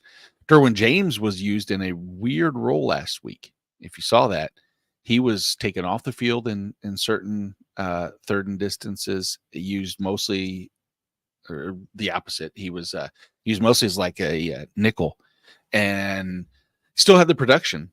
But I don't love if he ever steps off the field because volume's king, you know, like with always. But it's Derwin James. We're starting Derwin James no matter. Correct? Correct. Let's get to a question here. All in One Show wants to know, hey guys, what's up? Good luck. Thank you for joining us. Devin Achan or Jalen Warren? I'm Achan. I say easy for me just because I'm optimistic that he has a really good game just from the explosive output that he's capable on limited touches. Right there with you. The efficiency is just better. Yep. And I need him really bad. I'm trying to wish this into fruition. Do you do that with your rankings sometimes? Honestly, be honest with me here. You want a player to do well that's on your team. And when you're doing your rankings, you go, man, I really like Achan. I want him to do better. So I'm going to move him up 5 spots, hoping that me believing in that is going to will him to a better finish. Be honest. I mean, sometimes you got to put some faith into the player that you're high on, and so you got to bump them up a few spots. Yep. Exactly. The fantasy ranking voodoo doll of production. I'm sticking them with hopefully good. I'm I'm injecting the what is it, lidocaine and or any of the cane families into that toe to hopefully help with him for this super soldier serum if you're a Marvel geek like I am. So well so we are. And a little humble brag, of course, next week when Carrie and I are in Los Angeles, we're going to Disney to the Avengers campus. We're going to do everything. That and Star Wars. Carrie's having setting me up since it's my birthday the day after. She has me creating my own droid. Lightsaber or droid, not lightsaber. Maybe lightsaber. We haven't made a reservation for that. It's $250, bro. I know. It's crazy. If anybody out there wants to Venmo me to support that, you can definitely do that, and I will have the lightsaber on every podcast going forward.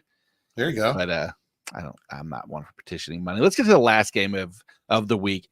Last game that you and I will cover this season for the regular season of the fantasy football season. Green Bay Packers at the Minnesota Vikings. Minnesota 1-point home favorites, 43.5 point over under. Devondre Campbell's out. Luke Musgrave is doubtful. Luke Campbell, Musgrave, and Christian Watson all doubtful. All most likely not playing. If I told you that Jordan Addison, Dontavian Wicks, Jaden Reed, and Ty Chandler could, maybe will lead you to a fantasy championship in 2023, number one, you would probably say who to 2 of the names, maybe 1 of the names. You would say, to 4 of the names, and you would say no, most likely, to 3 of the 4 names. I would leave Jordan Addison in that conversation potentially, but would you have revoked my analyst card that I have not gotten yet? So Jorge, what are you holding out on me? That's not true. We have business cards. What do you? That's Everybody can have a business card. Well, this is true. I would have revoked my own card. I gotta be honest with you. Like, I never thought in a million years. And you know what I'm doing? I'm gonna do this right now. I'm gonna What's reach that? out and I'm going to send a text to the FSWA president, Andy Behrens, and I'm going to say, I want an FSWA card that says, Fantasy can we football. get cards? Love it. Dude, oh my God, you should totally do that. I'm doing it right now. Nice. So, Well, you know, go ahead, talk about the game. Yeah, so we have Addison. You know, he's healthy. We talked about the fact that the secondary for the Packers is banged up with no Jair Alexander is suspended this week. Eric Stokes is not playing. The safety situation, the rest of the secondary is all beat up. The only person you could rely on really is Jonathan Owens. So that doesn't scare me from playing Addison. We look at Dontavian Wicks should be good to go. Jaden Reed should be good to go. Obviously, it's Reed that is the number one wide receiver there. Romeo Dubs, so it's like Reed, Dubs, and then Wicks. But I really like Dontavian Wicks. I really think the Packers just nailed it in this draft class with Reed and Dontavian Wicks. And let's not forget Ty Chandler, and let's forget Alexander Madison. Madison, AJ Dillon, who is trending towards playing this week with the broken thumb. I think they're both sits for me. I love Ty Chandler, love his efficiency. Aaron Jones, he came back from God. You want to talk about, when we were on with Howard Bender on Thursday, he was asking like, what's a take that you missed? And one I really wanted to talk about was, man, I really thought this running back duo in Green Bay was going to be something special for fantasy managers. And just due to injury for Aaron Jones, that hasn't been the case. And then when given the opportunity for AJ Dillon, the efficiency, or I should say the touchdowns just have not been there. The target volume has been there as it compared to previous seasons when he's had fantasy success. It's just the touchdowns haven't been there. So it sucks. I wouldn't recommend starting Madison or Dillon. But Aaron Jones, yes, playmaking upside. Reed, Chandler, Addison, and then in a deep league, Dontavian Wicks. That's my concern is what to do with Ty Chandler, because I want to have him as like an RB2, low end RB2, but I worry that it goes back to the same old of, inserting Madison into more situations than we want and him monopolize it. Now, Chandler does the one thing that you can always bank on as far as like comfort level is the big explosive play. He has that in him more so than Alexander Madison's ever had. But yeah, I'm probably adjusting a little bit and moving Chandler down just a bit, just to be cautious. And we need to do that. We need to get to the rankings, make sure that they're set. It's now 11:15, and I know that we have only a couple more names to talk about on this list, and that's the IDP side of it, Jorge. And the first name I'll throw out there is one that, ironically enough, you and I are battling out in an IDP-only league that I will say is one of the highlights of all the leagues that I'm in the championship of because of the names of that league, of the players in that league. It's a proverbial, who's who of IDP analysts that are all incredible. And so for you and I to be in the championship representing Fantasy and Frames is a really cool thing to do. Except for I gave you Danielle Hunter, and I didn't give him to you. I traded for I got a first and Dre Greenlaw, and I think that was wonderful. But that first is going to turn into the 11th pick in the draft now, and I get Dre Greenlaw. So that's not as much fun. So I'll have the 11th and 12th pick, which kind of sucks. But I also, I'm happy for one of us to win. So Danielle Hunter is in. Yes. Jordan Hicks returns. Ivan Pace Jr. last week we saw left the majority of the snaps that he had inherited on the bench, but he was still productive in limited time. Are you starting Jordan Hicks in this matchup? Yep. just volume. He is the linebacker that you want to start for Minnesota. So yeah, I'm starting him. Yep. We've seen that Josh Metellus, Cameron Bynum both are capable of being DB1s just because the high volume of the 3 safety sets they play. Rashawn Gary is a week in and week out starter for me, no matter the matchup, just because he's so explosive. I know there's weeks that I've recommended sitting him, a la against like Detroit and some of the other matchups. I don't think this is one of them. Minnesota's offensive line is now banged up a little bit more, and he's just so dangerous. Isaiah McDuffie, though, you wrote about Isaiah McDuffie. What's your take? Yeah, look, when either Quay Walker or Devondre Campbell have missed a game, he's literally stepped in there and gotten you double-digit tackles, double-digit fantasy points. And then when both of those linebackers have been playing, he's gotten you 0. With Campbell being out, trending towards being out, he is definitely one of the most stable backup linebackers you could have inserted into your starting linebacker spots to give you at least, again, like a 10 tackle floor and double-digit fantasy points. Yeah, that's Isaiah McDuffie. And then the secondary for both teams, for me, there's no pale in comparison to the volume that Jonathan Owens has received to our value of Jonathan Owens. He is a strictly, volume matchup. Like his correlation to snaps and production is evidenced with his time in Houston. And the same thing goes with Green Bay. He's now earned that playing time. So Jonathan Owens in your lineup for fantasy managers? He is. Yeah, he is this week, especially with Darnell Savage. He was dealing with some injuries. He was limited. He's been limited all week, questionable for today's matchup. So yeah, and even when Savage and Rudy Ford came back a couple weeks ago, we still saw Jonathan Owens take a majority of the snaps. So yeah, that was I don't want to say shocking, but it was shocking to see him stay because I think we all expected him to be out. I think we all expected a lot of things to happen with the secondary position, as our friend Gary Davenport has said, it's the most wonky position of all. The volatility, the week to week changes. It's been that type of season, Jorge. It's been very long, weird, awesome, terrible, fun, everything rolled up into one. But at the end of the day, it's we talk about Jonathan Owens as the last player that we'll talk about during the regular season. But I think that we will do some of this we'll have some more shows during the playoffs. And I would like to I would say send out an opportunity that if anybody would like to do a fantasy playoff league with us here at Fantasy and Frames, please let me know. I'd like to start a couple, set up some. I have some different formats that I would like to open up, and maybe we can have some type of charitable league set up, and or just for maybe for fun. Maybe I will go in and buy one of those fantasy belts over at Trophy Smack, and I will be able to use promo code FIF and get one of those championship rings to go along with it. And we could use that ring as a giveaway.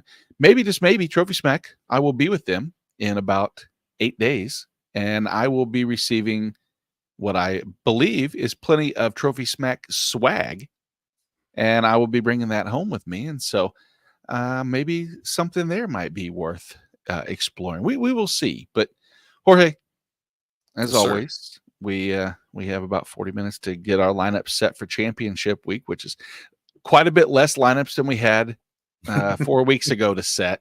It's down to, down to a few, but five for me. But very nice. Well, everybody who's watching, who did watch, thank you so much for your support for Fantasy and Frames the entire year. It's been to see the growth we've had with the number of people that are making content here, who are working their butts off, having a great time making content.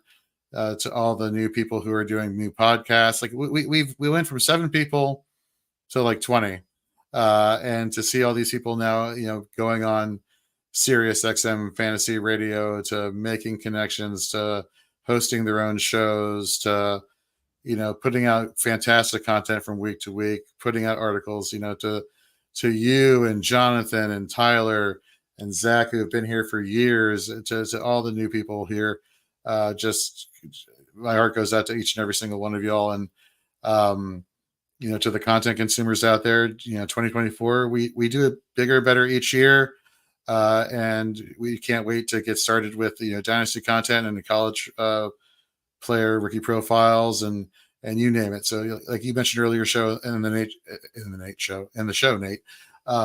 Dynasty content is going to be coming at you really quickly. So get ready for that. That's a good ring to it, though. The Nate Show. The Nate Show. Like well, you have the IDP roundup, so you could also have Nate's, IDP something. I don't know, whatever the hell you want to talk about. So what's up? You like that? You like the idea of that? Just a whole show, just with me talking the whole time. Nobody show? Else. Yeah. Hey, you know what? Whatever. That. You have the passwords, so what can I say? That's true. Exactly. Do whatever I want. But thank you very much, everybody who's tuned in and who supported us, and we can't wait to just keep doing our thing and helping you win fantasy championships this time next year. That's it. That's Jorge. I'm Nate. Good luck. Bring home all the championships. Please let us know when you win and send screenshots, etc. And good luck. Talk to you later.